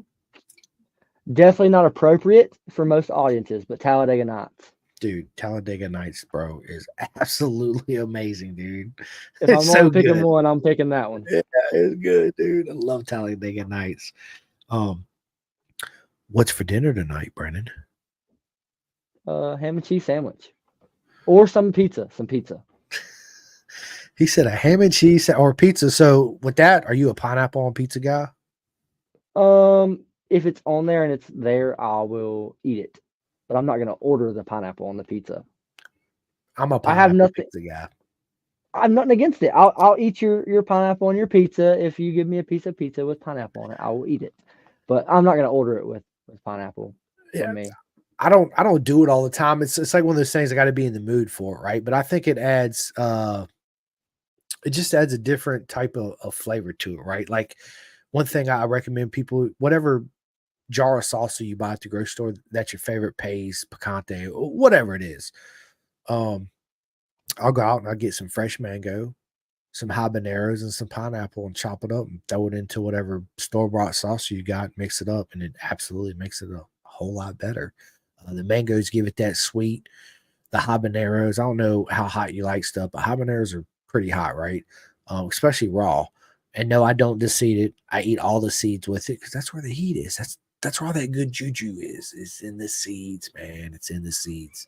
And it just makes it a whole lot better. Kendra says, Tommy Boy was his when he was a little boy. Tommy Boy was a good movie, man. Chris When I was was little, that was absolute, it. yeah. That's awesome, man. I miss Chris Farley, man. I ain't said his name in God, I can't remember. It's been a long time. Um, let me ask you this, Brendan. If you could invite any three people to a track day in the world, whether dead or alive, they could be movie stars, MotoGP, World Superbike, whoever it is, what three people you bring into your track day? Well, I'm not leaving out my two teammates, Ryan Wolf, Philip Hart. They're coming with me, and I've got a third to take. Anybody in the world, man, that's tough. That's a tough Anybody, dead choice. or alive. It could be Nikki Hayden. It could be Randy Mamola. It could be I'm Max Biaggi. It could be anybody. I'm probably taking Nikki Hayden. Yeah, I'm Hayden's probably awesome. taking Nikki Hayden. I remember when me and my wife first met, of course, I'm this MotoGP motorcycle nerd. And she's like, I don't watch motorcycle racing. I was like, well, this is my boy right here, Nikki Hayden. And she was like, oh my God, he is the most gorgeous man I've ever seen in my life. His smile, and he's got the most perfect teeth. And she kept going on and on in a rant. I'm like, cool. When we go to MotoGP in Indy, I'm going to introduce you to him, right? And she was just head over heels in love and yada, yada, yada, which is cool. So that's her celebrity crush. Speaking of that, who is your celebrity crush? I don't really have a crush at the moment, honestly. In all honesty, I have no Okay. like set crush. I like if God places that in my life, then He does, and I will run with it. But Okay. I'm not pursuing that side of my life at the moment. I'm honestly focused on developing myself as a person outside of racing for racing. So no girlfriend. Not at the moment. So, ladies, if you're listening, I got a hot single man right here that races. Let's go. I love it, dude. Do you have any tattoos, Brennan? I do. I have 4. Nice. I Where are got they 4. at? Got this one on my inner bicep here, saved by grace. Nice. I And love then it. I got a dream catcher from my grandpa. And then I got this lion. Funny enough, that's a whole story. Uh, the lion was purely by the seat of its hat. My mom, told my mom I was gonna get another tattoo. Mamas and tattoos, they hate them. Most mamas and tattoos. My mama hated tattoos. When I told her I was getting one, when I first got this one, she lost it. I got one on my chest that says Papa from my grandpa when he passed away. Um, but when I got that one, she lost it. Well, then I told her I was gonna get another one, which when I got the lion, she was like, "What are you gonna get?" Well, I told her, and she was like, "What? Why would you even get that?" And I was like, "Well, it's kind of what I'm thinking about." She was like, "Why don't you get something basic like a lion or a Celtic cross, or something like every other guy's got?" And I was like, "Well, of those, what's your favorite?" She said the lion. I said, "I'll go get a lion tattooed," and I went and got a lion tattooed. Love it. I love it. Kendra says your sister started you on that. I guess she's referring to the tattoos. She did. She bit the bullet with my mama first. I love it. I love it. Big sis has always got to break the barrier before you come rolling in right behind her, right? She also says, Brendan, let's go bowling. Wink, wink, dude. I love going bowling. Me and Nikki used to go bowling all the time. We ain't done that in a while. Bowling's a really fun time. So yeah, That's what she told my mom we were doing when she went and got her first tattoo. I went with her to get her first tattoo before I was even 18, and we were going bowling. I went with her. She got her tattoo, and then we did go bowling after the tattoo. I And we showed love it. up home. Mama was mad. She said we was never going bowling again. I love it. And Matt Hall says, man, download the Audible Bible because you can. They have audio Bibles you can actually download on your phone, put your earbuds in or however you want to do it. Yeah, you get to listening. I listen to audiobooks a lot. I do. I probably listened to this year alone. Man, I don't even want to say it's been a bunch. So I'm a nerd, absolute nerd. Do you have any superstitions, Brendan, as far as getting prepared for battle? Like, I got to put my right boot on before my left boot, left glove on, blah, blah, blah. What's your routine before you go out on track? Superstition wise, I don't have to do it, but I do have luck with unmatching socks. Don't know why. I have found personally I have better luck when I wear mismatching socks. Awesome. So a lot of the times I'll get the same socks in different colors and wear the same sock of 2 different colors so I can have mismatched socks. I love it. Me, one thing you guys don't know about me is I cannot wear colored socks. If it has any dye in it, it makes my feet sweat and stink so bad. I got to wear pure white cotton socks. And on top of that, I wear all my socks inside out. Yes, you heard it. Inside out. Highly recommended to everybody listening or that's going to listen to this, even you, Brennan. Tomorrow when you get up, you got to put your socks on, wear them inside out. It's an absolute game changer. Big shout out to Nolan Lampkin. He's the one that told me about that. And I was like, really? Yeah, because when you put your socks on that and they're not inside out, the seams in the front of them, you know how they get up on your toes or they'll move and they're stuck up underneath your big toe. You got to take your shoe off and fix your socks. You wear them inside out, you don't have that problem at all. Makes So sense, inside though. out socks. Yes, dude, highly recommended. All you guys, Philip, Matt, everybody, wear your socks inside out. It's a game changer, trust me. I told my buddy about it and he started doing it. And he texted me and he was like, bro, you're not lying. It is a game changer. I was like, I told you. Absolutely. I didn't tell you. Nolan Lampkin told it to me and I'm just passing on the good info. That's all I'm doing. So yeah, good stuff, man. If I Brennan won't had knock his it till I try it. dude, absolutely you will. Matt Hall says never. Bro, you got to try it. You only live once. You're either going to like it or you're not, but I promise you're going to like it. Wear them inside out. Be that goofy person like me. Me, when I go out, so I used to buy nothing but Alpine Star shoes, the Meta shoes, right?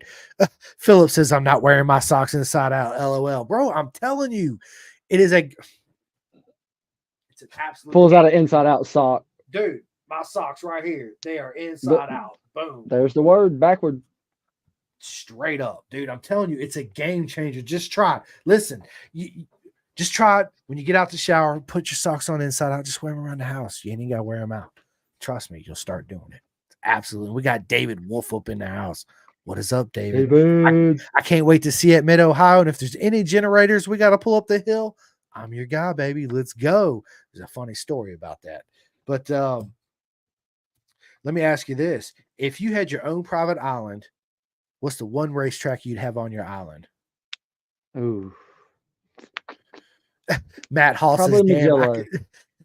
he says, damn, I can smell your feet all the way over here. My feet don't stink, homie. That's hilarious. I love Matt. I do too. I love Matt. He's been one of the nicest guys in the paddock. Yeah, he's I met him again at Road Atlanta, which was absolutely amazing. And apparently me and you met too there, and I just don't even remember it. When you said, yeah, we met, and I was like, did we really? Yeah. Well, I mean, Anyway, there's so much going on it at Moto is. America around. It's so many faces. It's easy for one, especially when we hadn't engaged before this. Yeah. Other than I'd been following you for a little bit, but you hadn't reached out to me yet. So I love it. nothing but love. Nothing but love. That's it, baby. Nothing but love. So But back to my question. If you had your own private island, what's the one racetrack you'd have on your? I would have Cadwell Park because that's my favorite Probably racetrack in the world. probably Magello. Dude, and that's in my top 3 of tracks. I love Magello. I love the way it flows. I love everything about Magello. It's such a beautiful track, right? Yes, good answer. Other than that, I would love to have the Isle of Man TT track. Oh my. I mean, that is literally an island. All you need is that just to take over the island. That's it. Facts, right? So do you watch the TT at all, Brennan? Oh yeah. I love it. So who's your favorite rider at the TT? Everybody follows Dunlop, so I'm probably a Dunlop fan. We're lucky in our lifetime that he's now the most successful TT rider in history after his uncle Joey, right? You know how rare that is to have your family member be the greatest of all time, and then you grow up and you end up claiming that title. I mean, we're living in a great time in history for sure as far as racing goes. On that note, would you ever ride the TT yourself? Philip, close your ears. But I would. I would give it a shot. Yeah, for sure, right? So do you watch it every year? Because I'm a TT. That's my favorite race of the year, hands down. I watch it the best I can based on whatever's going on, but I do try to follow it as much as I can. Let me ask you this: are you a beer or a wine guy? Beer. Beer. What kind of beer are you drinking? Michelob Ultra, the water of beer. Michelob. That's my wife. She loves Michelob Ultra. She does. I'm not a big beer drinker, man. I used to be fat. I know about. I heard the story 100 times. I used to drink the, you know what, out of beer. I cut that out. Don't get me wrong. I do drink beer sometimes. It's rare, but I do. But when I do, I love a Guinness. Who don't like? I can drink Guinness warm or cold. It don't matter to me. I love Guinness. I love stuff like um, what's the wheat beer you put an orange in? Blue Moon. Blue Moon. Yeah, and another one called Shock Top. That's good. Lagers, I do like lagers. But again, I don't really drink a whole lot of beer anymore. Philip says a heart racing bike would look good at the TT. Absolutely, with those colors, absolutely pop, dude. So we should plan going to the TT for sure. David says, "What's up? Yeah, bro. Ha ha ha." Referring to my generator. So real quick, we were in Atlanta where me and you met.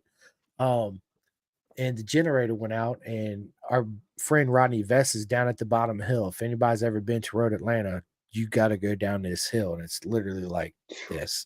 It's no joke. Like when I first showed up, I was like, "You got to be kidding me right now!" I'm like, no, that's how you get down to the pits. I was like, "Okay, let's go." Right. So anyway, we ended up borrowing this generator. It's the size of a house. It's probably the biggest generator. It's a 9,500. It's huge, right? So we pushed this generator all the way up the hill. Me, David, and our good buddy Daniel Shoemake.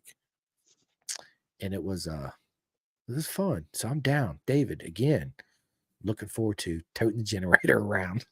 Why do I feel like we have stories with the same people? Because Rodney Vest helped us out with a generator one time. And I have a story of David getting hurt trying to help us with a generator as well. When we had some generator problems this past go round at Roebling. So it's awesome. Awfully coincidental. It's the love of our sport and what we do for our peoples, right? Yeah, it's good stuff, man. I wouldn't change anything, and I'm always down to help everybody. Let me ask you this, man. Are you a Star Wars or a Star Trek guy? Star Wars. Not a question. Not a question. So I'm a big Star Wars nerd, right? I got 2 lightsabers. I got an Anakin. This is actually Darth Vader's. I don't have any battery, but this is the actual Lucas Arts. So, you know, every time a Star Wars movie come out, I don't think they do it anymore because I haven't been to a toy store in a hot minute. But they used to come out with the Lucas Arts official lightsabers, right? They turn on and they call it Joon Joon, all the noises and stuff. But what Star Wars character would Brennan be? So a lot of people are going to take this bad because he turns dark later on in the series, of course. But at any point in time, if I could choose to be anywhere, it would probably be young Anakin when he was still pod racing. Yeah, Darth Maul, dude. Darth Maul was my dude. Like straight up. That's probably I would be Darth. How do I want to say this? We just have no story on him. Other than if you read the comics. Right. Or dude, that double-bladed lightsaber that when he pulled that thing, I was like, oh shit, it is over. Game's over. Y'all are done. Right. Like it's the best thing ever. I would be my view on Anakin, yes, what he did was wrong, but what a lot of people it just in my opinion don't stop and realize, dude, he did it for his love for his girl, because I would never be a Jedi. And I would not be a Sith. I would be the guy that walked down in the middle. Like, I'm not going to murder good people or anything like that, but I'm going to help the good people out. And push comes to shove, if I got to do something, I'm going to do it. But he did it all because of his love for his forbidden love, because they're not supposed to marry or have any feelings towards anybody and yada, yada, yada. So me, I'm like, I would be that middle type of guy, right? But what Anakin did, he did it for his love for his girl. And the reason why he turned bad, he didn't put a lot of thought into it. He just listened to what Darth Sidious says. He's like, hey, I can save Padme if you join the dark side. I mean, you together will do the power and will blah, blah, blah. Of course, he lied to him, as all villains do, and it didn't work out. Now he's Darth Vader. But if I just had to pick one character to be, honestly, I'd be Obi-Wan. Straight up. Obi-Wan's a G. Straight G. That's a fact. And did you know he used to be in love? Qui-Gon was good too. To me, though, Obi-Wan is one of the strongest Jedis out there. Look at all the people he's defeated. General Grievous, Anakin, which Mhm. is supposed to have been the best ever, right? I mean, yeah, dude. Obi-Wan's a That is beast. true. Yeah. Obi-Wan's a beast, bro. Straight up beast. What's your favorite meal? Your all-time favorite meal, Mr. Ham and cheese sandwich. It's got to be something else, Brendan, Mm, besides a ham and cheese. Come on, man. it Or chicken definitely is. nuggets. It definitely is. Probably fettuccine alfredo. Like Dude, I one last love meal, fettuccine. fettuccine alfredo. Would you put I'll shrimp be in that? chicken probably. If I put chicken in it, I honestly don't mind just the pasta and cheese sauce. Here we go with the old plain Jane. I love it, I mean, dude. I'll eat it with or without the chicken, or with or without the shrimp. Nothing against it. So are you a seafood guy? Because I love seafood. I do. I like seafood, Yeah, me too. Me too. Kendra says hot ham and except cheese. for oysters. I'm not a big Oh, oyster guy. dude, Philip, you're absolutely right. He says we need to do a whole podcast just based on Star Wars. And Philip, I have not downloaded that book yet. I wrote it down, but I threw that piece of paper away. So text me that book. He's turning me on to this Star Wars series books because yeah, I'm a big Star Wars nerd. Matt Hall says you guys are nerds. We are nerds. You're right. You race motorcycles. You're a nerd too with us. Facts, Matt. right? And I wear my socks inside out. What? I mean, yeah, come on, man. Matt says cereal. That's hilarious, man. You know what? I ain't ate a bowl of cereal in a long time, but when I do eat cereal, I don't eat just one brand. So I'll mix two cereals together. I've always been like that. I'm like, I'll put a little bit of this, let me put a little bit of this and eat it up. So So you were the kid that made suicides at the drink machines. yeah, facts. Absolutely. I'm like, I'll put a little bit of this, put a little bit of this, put a little bit of this, mix it all up, a little hot sauce, whatever. In it. Yeah, whatever I'm in the mood in. Yeah, let's do it. Yes, that is me, 110%. And I'll try anything. Straight up, like when I went to the UK, black pudding, not recommended in my book. It was the nastiest thing I ever had in my life, and I won't try it again. But black pudding, it comes in like this little round disc. It looks like it's got peanuts in it, but it's made with like pig's blood and all this other stuff. And I had no idea. I was like, yeah, I'm in England, full English breakfast. My buddy was like, hey, you got to try black pudding. I was like, okay. I was thinking it was like our normal black pudding, right? I'm like, yeah, who don't like black pudding? I don't ever eat it, but yeah, let's do it. No, not at all. That's all I gotta say. It was I got Brennan. Literally, I 3 chews into it, grabbed my napkin and spit it out. And looked at him and was like, "What the was that? Like, are you kidding me right now?"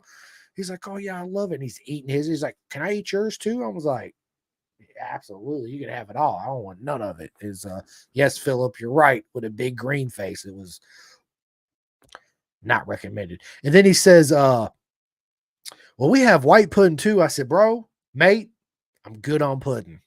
Absolutely good on it. Don't want nothing to do If it with ain't it. snack pack, I don't want it. I don't. Yeah, if it's not a snack pack, count me out, baby. I'm sitting on the sidelines. Do not put me in, coach. Absolutely not. Uh, Kendra says, "Do you prefer spam or treat meat?" Ha ha ha ha. Nothing. I don't eat none of it. I don't even eat the freaking beanie weenies in the can. I'm like, nope. But I'll eat the you know what out of some raw oysters for sure. I just can't do the texture of oysters. I'm a texture guy. I got you. My wife is too, but me, man, it's not. It's like when you suck it straight out the cell with a little bit of like lime or lemon on it, and some like Tabasco sauce, and you get that little fresh salt water and just sucking on down. Man, it's good, man. Chris, have you ever had a liver mush? It is awesome. No, I have not. Yes. Yeah, I Liver have not. mush. What is liver mush? Don't look at that. Just try it before you look at that.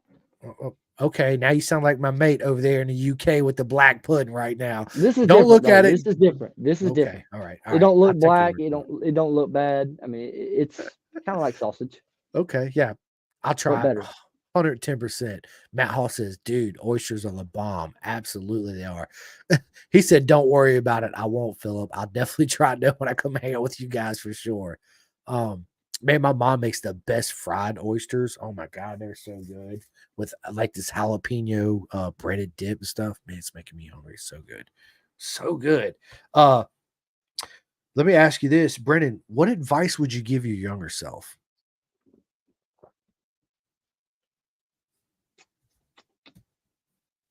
Only one piece I get to give myself. No, I mean just any advice. What advice would you give your younger self? Me, it would be because I grew up in the Navy and I moved around so much and I made friends and then we end up leaving. I always tried to fit in everywhere I went.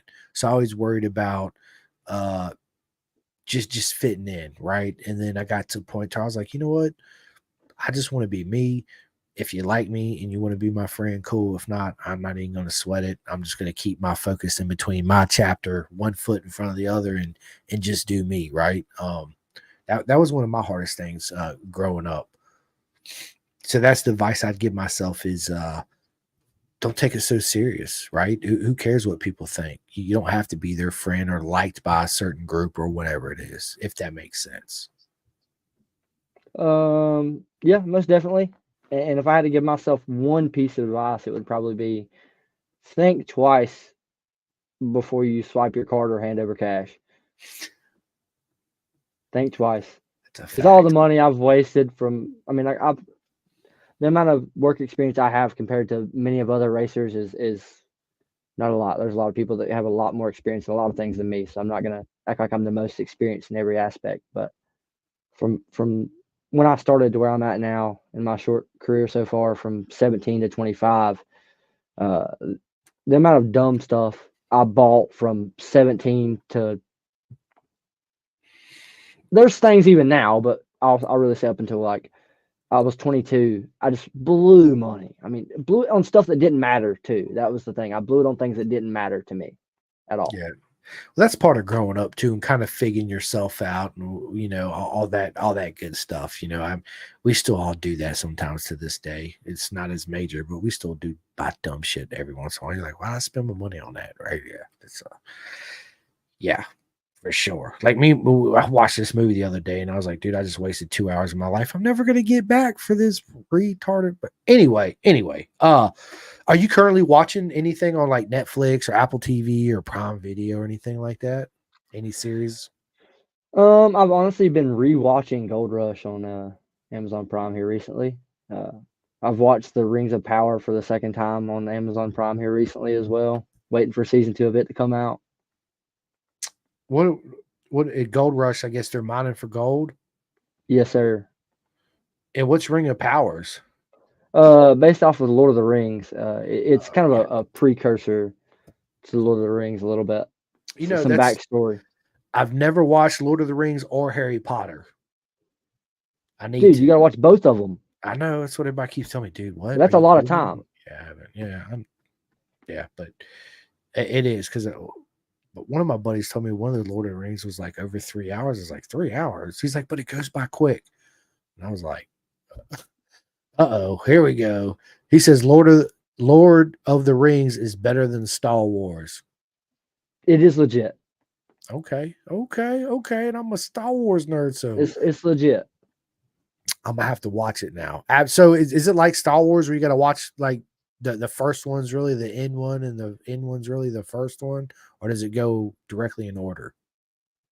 Well, in sequence. Okay, all right. I'll watch them. Absolutely, I will. Um, But you need to watch them all to get a good complete picture. yeah, I will for sure. Absolutely, I will. Are you into any other type of sports? Like, do you watch football, basketball, or baseball, or anything? Yeah, I watch football. Been playing a lot of NCAA on my Xbox here recently since it came out. Watch a little bit of football, occasionally a little bit of basketball. Uh, Funny enough, softball because I have some buddies that play adult softball, so I watch them some. Mostly a lot Nice. of motorcycle, a lot of motorsports, of course. Yeah, just me. Absolutely. Like, of course, BSB is this weekend. People listen up. Bennett'sBritishSuperbikes.com. It is free. Just go to Bennett'sBritishSuperbike.com. Fridays, it's all commentary. So as soon as you go to Bennett'sBritishSuperbike.com on a Friday, up in the right-hand corner, it says comment TSL commentary. Click on it. It runs through everything. You can sit there and listen to it, and they have the live timing. Tomorrow, Saturday, they're 5 hours ahead of us, right? So it's 8, 9, 10, 11, 12, 1. It's 2 a.m. there almost. So when you get up in the morning, go directly to Bennett'sBritishSuperbike.com. On the main page, scroll down, you'll see a big yellow, it says live. You click on it, it brings you straight in. Enjoy one of the greatest shows on earth. And then also we got World Superbike this weekend. So yeah, a lot of good racing. And then next weekend, of course, I'll be at Mid Ohio with all my family in Moto America. I cannot wait to go. So yeah, got a lot of racing coming up. It's good. Philip Hart says Ohio State, baby. I don't watch football, basketball. I used to, until road racing really got started on TV.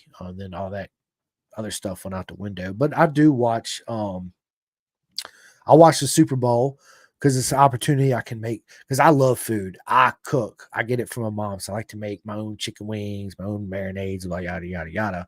So the Super Bowl gives me a chance and all my friends to get together and kick back, have a couple mixed drinks or beers or a glass of wine, make some hot wings and yeah, all that good stuff. So that's the only time I watch football.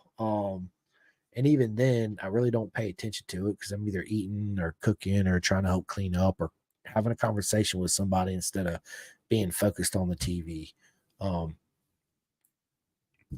So yeah. Philip, how about Gareth going to Cowie for 2025? Yes, you're right. He is, and it's not even going to be so. Kawasaki actually pulled out a World Superbike. It's actually going to be a bimotor team with the Kawasaki motor. But I'm glad that Garrett's in over there and he's staying. We need more Americans over there in Europe, whether it's BSB, World Superbike. We need us out there for sure. I think it's going to be a good move. It's just like anything, you know. It's you're with one girlfriend for 2 years. Now you get a new girlfriend. So now you got to know her ins and outs, what she likes, what she don't like, how you ride her, how she handles. Everything's a little bit different. But I think that he's going to do really, really well. I wish that he would. We all wish. Let's just be honest that Garrett would be up there and win championships in World Superbike, but it's so competitive. And again, people don't understand that everything has to come together in order for that to happen, right? It's not, yes, it is the rider that makes the biggest difference on the bike, but if your bike is not the best, but you're getting the best out of it, but the atmosphere and the team's not so good. And that's another thing that a lot of people don't realize is the team atmosphere. Again, it's all a mental game, right? So you get in a garage, you don't know what happens behind closed doors. You really don't. So I think all that, you just got to look at the bigger picture. But yes, I think it's a good move. Honestly, he really didn't have too many places to go because most of them are already taken. Alvaro, they're waiting on him to decide if he's going to retire or not. Alvaro says he's not. And from my understanding, he's taking a big pay cut from Ducati to stay there, which you can't blame him, right? It just shows his dedication. I hate that Lenovo is actually pulling out because I think every team needs to have, 4 bikes on the grid, just like MotoGP, 2 factory, 2, privateer, and blah, blah, blah, blah, blah. So, but I think he'll do good. Garrett's absolutely amazing. Quick story on that. I met Garrett, of course, in AMA, well, Moto America, but I was at 2 years ago, MotoGP in Texas. I seen Garrett. I ran up to him. I was like, bro, dude, can I have a couple minutes to interview you and do a talk on Simcoe from Pin to Gas, blah, blah, blah. I had my Insta360. We ended up chatting for about 15 minutes. That just basically kind of like a little mini podcast. I recorded it all. I come home. I plugged this thing up on my computer. I think I'm downloading. I deleted everything. I got so mad at my Insta360. It's literally sat here on my shelf for a year. I hadn't even touched it since then. I need to pick it back up. My boy Posh was like, dude, Brandon was like, dude, you got to do this and this and this. So he gave me some tips and pointers. So I'm gonna try it out. I'm gonna bring it with me to Mid Ohio. So yeah, we'll see. Matt Hall says, man, I don't know how I feel about that. Kind of want to see him back in Moto America. Yeah, of course we do, but at the same time, man, What are we doing it for? yeah, we need Americans overseas, right? I think if we already have an American over there, it I guess in a way, I guess wishful thinking on me, how I see it, it makes it easier in a way to be out there, to at least get looked at or recognized, right? So yeah, it's racing season this year has just been absolutely incredible across all boards. So Well, how many Americans are on the GP grid? That's the thing. We need to get some Americans back on that GP grid. we don't have none in BSB neither. We have one in World Superbike. Yeah. Couple of Moto 2. And that's one in Moto 2. Well, yeah, Joe. Yeah, just one now. So Sean came home.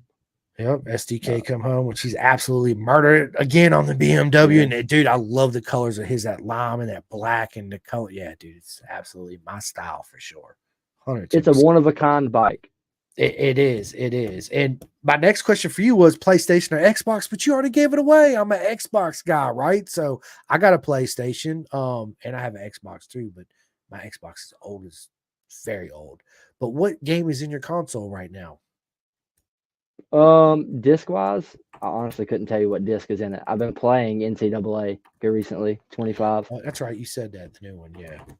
I got I've been playing Rod 5 and Horizon Forbidden West. I've been playing that, which is a really good game. So yeah. I do play MotoGP sometimes. I got 2023 and it's such a bad game. It's like the whole braking is just like so out of whack. I played it several times. Like, man, I ain't even playing this no more. But I do have 2022 World Superbike, which is a really good game too as well. Philip says, Chris, you got to get an Xbox Series X with Game Pass Ultimate. I have the PlayStation Pass, blah blah blah, but it is on my agenda because most of my family, I'm talking about all you guys, have Xboxes. There's very few of us that have PlayStations, so I am gonna buy me an Xbox and sign up for the gold account or silver or platinum or whatever it is, so we can all get on there and play and stream and yeah, have a lot of fun. I can't wait. I actually play with a couple of my mates out there in the UK that have PS5s, and we play. Harry Cook's one of them. He's absolutely up and coming legend out there. Philip says Brennan is nuts on the MotoGP on the Xbox. I love it. I'm decent. I'm decent on it. I love it, dude. So let me ask you this. What are your goals? Where do you see yourself in motorcycle racing? Where do you want to end up at, Brennan? Long term, I would like to end up at the world level somewhere. And is it tough? Is it an uphill battle? Most definitely. But I'm only 25. Do I think it's tough? Yeah, but I think that there's a chance to get myself in a position, maybe, if we keep our head down and just stay at it. Yeah, for sure. Work at it for the long term game, not the short bottle rocket fast. We want that with the long term success of this, not the quick wins. That's right. And again, like I said, I hope you achieve that 8 times over. Whatever your goal is, whatever your end game is, man, I hope you achieve it for real. Absolutely, I do. Nothing but love, respect, and support for my men, Brennan, and not just you, all my friends racing. I say it to all of them because I really mean it. I truly appreciate it. Yeah, no problem. Listen, dude, we're coming up on 2 hours on this podcast, bro. And I told my buddy down the street, because my other buddy, I got 2 buddies that live in my buddy lives 6 houses down. My other buddy lives right outside the neighborhood. Him and his wife just made homemade jar pickles. I love pickles. Like, I drink the pickle juice. And if one thing I do, if you can't buy hot pickles at your store, you buy whatever your Classico favorite pickles is, your favorite brand, get you some habaneros or Reaper peppers or whatever, chop them up, throw them up in the pickles, add extra fresh garlic and fresh dill. let it sit for a while. Man, they're the best pickles in the world. But he made me some, so I'm gonna go there and go get some after this. I can't wait. I love pickles. Like I'll literally buy pickles and just the juice like it's water. It's insane. It's good. My wife looks at me and was like, "Ew, gross! Don't kiss me." I'm like, "Come here, mama." Let me. Well, I'll guiltily admit this is like I was like 10 or 12, but we used to go skating at a skating rink locally when I was like 10 or 12, and they used to sell pickle pops. They used to make pickle juice into Yeah. little popsicles. Love it. I love it. I love it. I would straight bang those out. Philip says Zoe Grace says she's cheering for you, Brennan, with the heart emoji. Absolutely. We all are. Absolutely. Well, Um, Zoe Grace, we're cheering for you and we love you too. absolutely we do. And I ain't even met you yet, but one day I will, I promise. Last question. Before we get off here, you can give all your shout outs. I'll do the same. But if you could choose one superpower, Brennan, what superpower would you choose? Ooh. The ability to teleport. Everybody says that. Literally everybody says that. I love it. I mean, honestly, that's probably what I do because it's probably the best superpower you could have. You just teleport wherever you want. Be like, oh, I don't want to be here. Boom, bye, gone. Well, without any positive or negative effects on anybody else as well. So you're not automatically becoming a hero or a villain based off of your power choice. Absolutely. Yep. Good point on that. Absolutely good point. It's a pretty neutral standpoint. It You can is. do a lot of things. You can. Absolutely you can. I do have one more question for you, and then we'll do our shout outs and all that. But I need you to stay on with me just for a few minutes. Philip, yes, I did get your text. I will answer your text here in a few minutes as soon as I end this podcast. And absolutely be an honor to interview your whole team. Like I said, absolutely it would. And send me that book too, because I think it was Thrawn. If I'm not mistaken, the Star Wars Thrawn series is what Philip recommended me to read. I'm actually gonna download it on my audiobooks and yeah, get it going. But when you're on the starting grid, Brennan, and you have that one teammate, whoever it is with you, your engineer, Philip, or whoever it is, uh, from a rider standpoint, what would you like to hear from them before they leave the grid as you prepare for battle? I couldn't ask for any more than my team already says for me, and that's good luck, go have fun. That's the most important thing is have fun. Because if you're not having fun, you're not a fast rider. You're a frustrated rider and you're slow and you're making all kinds of mistakes. So you got to have fun. That's the whole point why we do it is the freedom in the fun, right? Absolutely. But listen, we're 2 hours into this, a little bit over. It's been an absolute honor to have Brennan Triplett on this podcast. I want to thank, I'm going to give my shout outs first and I'm going to end it with Brennan. I just want to thank every single one of you guys and girls that come on here and that watch. Nothing but love to every single one of you guys. And if you guys have not had a chance yet, please go to my YouTube, my Spotify, hit that like and subscribe bell for me. It does me a huge favor and I much appreciate it. I just like to say thank you to Next Level Financial with my man Seth Starnes, Bison, which are the greatest people in the world you're ever going to meet. And their suits are absolutely amazing. Again, go to bisontrack.com, get that custom suit started. Big shout out to my man Chef Eats. Absolutely one of the most amazing meals you're going to get, whether you're at home or at the racetrack. It's super simple, super convenient. Brennan, do you have any Chef Eats? No, but side note, I need to get with Jeff himself. I got that AIM solo too. We need to work out that GoPro trade. They serving, yeah, absolutely. And while you're at it, get you some Chef Eats, bro. I'm telling you, it's the most amazing. People, you hear me say it all the time. Most amazing. It's you think, oh, okay, I could throw it in the microwave 3 minutes and 30 seconds. My chicken's gonna be tough. My steak's not gonna. Absolutely not. Chicken is super juicy. Steak is. Big shout out to Chef Eats, Jeff Servin. I don't get paid by giving these guys shout outs. These are my friends personally, and what they're doing for our sport, I wholeheartedly back them, and I want to see them succeed too. And this is my way of showing love to them and helping their business thrive and grow too. So, highly recommended. Go get you guys sign up for chefeats.com. Absolutely amazing meal. Big shout out to Flying Eyes Optics. This is a sponsorship that I got in Wisconsin. I talk about them. I'm gonna bring them to Moto America. These sunglasses right here are the lightest sunglasses. You wait till I see you, Brennan. You try them on. Everybody let it feel. They're like, holy shit, these things don't weigh nothing. The arms bend over 90 degrees. They're actually made to go up underneath your motorcycle helmet, right? Because we've all been there at times. Clear visor, got to throw sunglasses on. The arms are super stiff. It causes pressure points. You get headaches, this and that, yada, yada.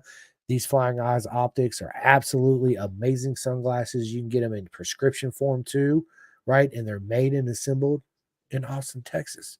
They're here in America. What more could you ask for, right? And I got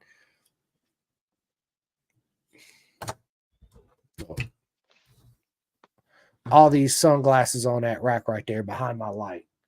There's probably 15 pair in their Costas and Oakleys and Maui Gins and Ray-Bans and yada, yada, yada, right? These by far are absolutely my favorite sunglasses out there. Matter of fact, my wife steals them all the time. When we go to her best friend's pool, as soon as I show them get out the car, she takes them off my face and wears them all day. Have at it.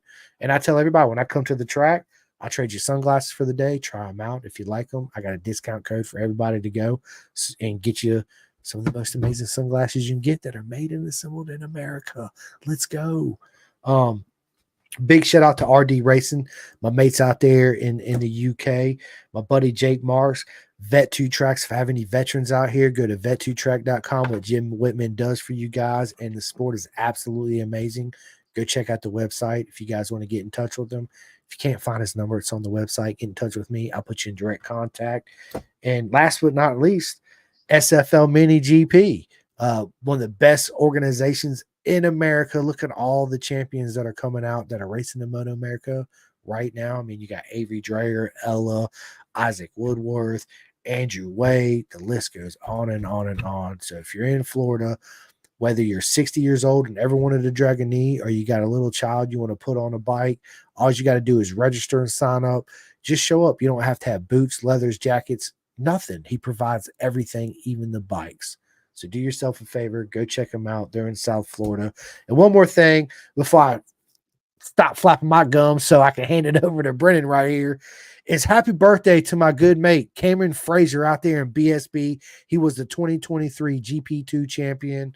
So, mate, I hope your day was as proper mega as you are, even though I know it's late there right now. And I already sent you the message. I had to give you a shout out on the podcast because it's beautiful to make another trip around the sun.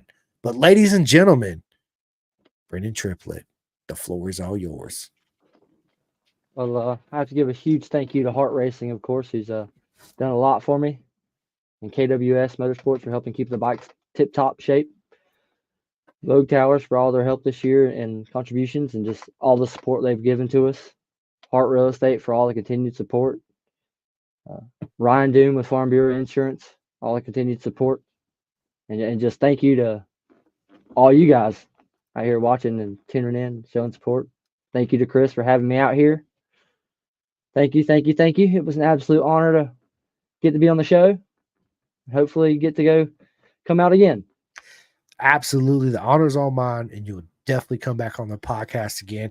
So I've been having a little trouble. I just got to let everybody know I've got 5 podcasts I hadn't put out on Spotify, iHeart. The program that I use, it's not working on my computer, and I emailed the guys, and they actually live in the UK, the owners of the company or whatever. So they're going to do a remote access to my computer on Monday and figure out what the issue is, because I done deleted it, re-download. I did everything they said, but it won't do. It's like all of a sudden just stopped working, and it's a paid subscription, which blows my mind, right? But anyway, I will get it figured out. So this episode will be out on Spotify, iHeart, everywhere, but not until I fix the issue. But for now, when this ends, you can go to Podbean and listen to it, and you can also go to Facebook and my YouTube channel and go to Pin the Gas and yeah, don't forget while you're there, hit that like and subscribe bell. And watch this episode immediately as soon as I end this. But yeah, thank you guys so much. I appreciate and love every single one of you guys. It's an absolute honor to sit here and do this. And don't forget, go out and go get you some Forma boots because they're absolutely amazing. Yeah. But anyway, They are. thank you guys so much. I can't say it enough. I love every single each and one of you. And I can't wait to see you at the racetrack near you. And do yourself a favor, go when you see Brennan at the racetrack, go up to him and go give him a big old hug. If he has any merch for sale, buy it because everything helps for sure. And yeah, thank you guys so much, ladies and gentlemen. Brennan Triplett Podcast. We will see you soon. Thank you. All right.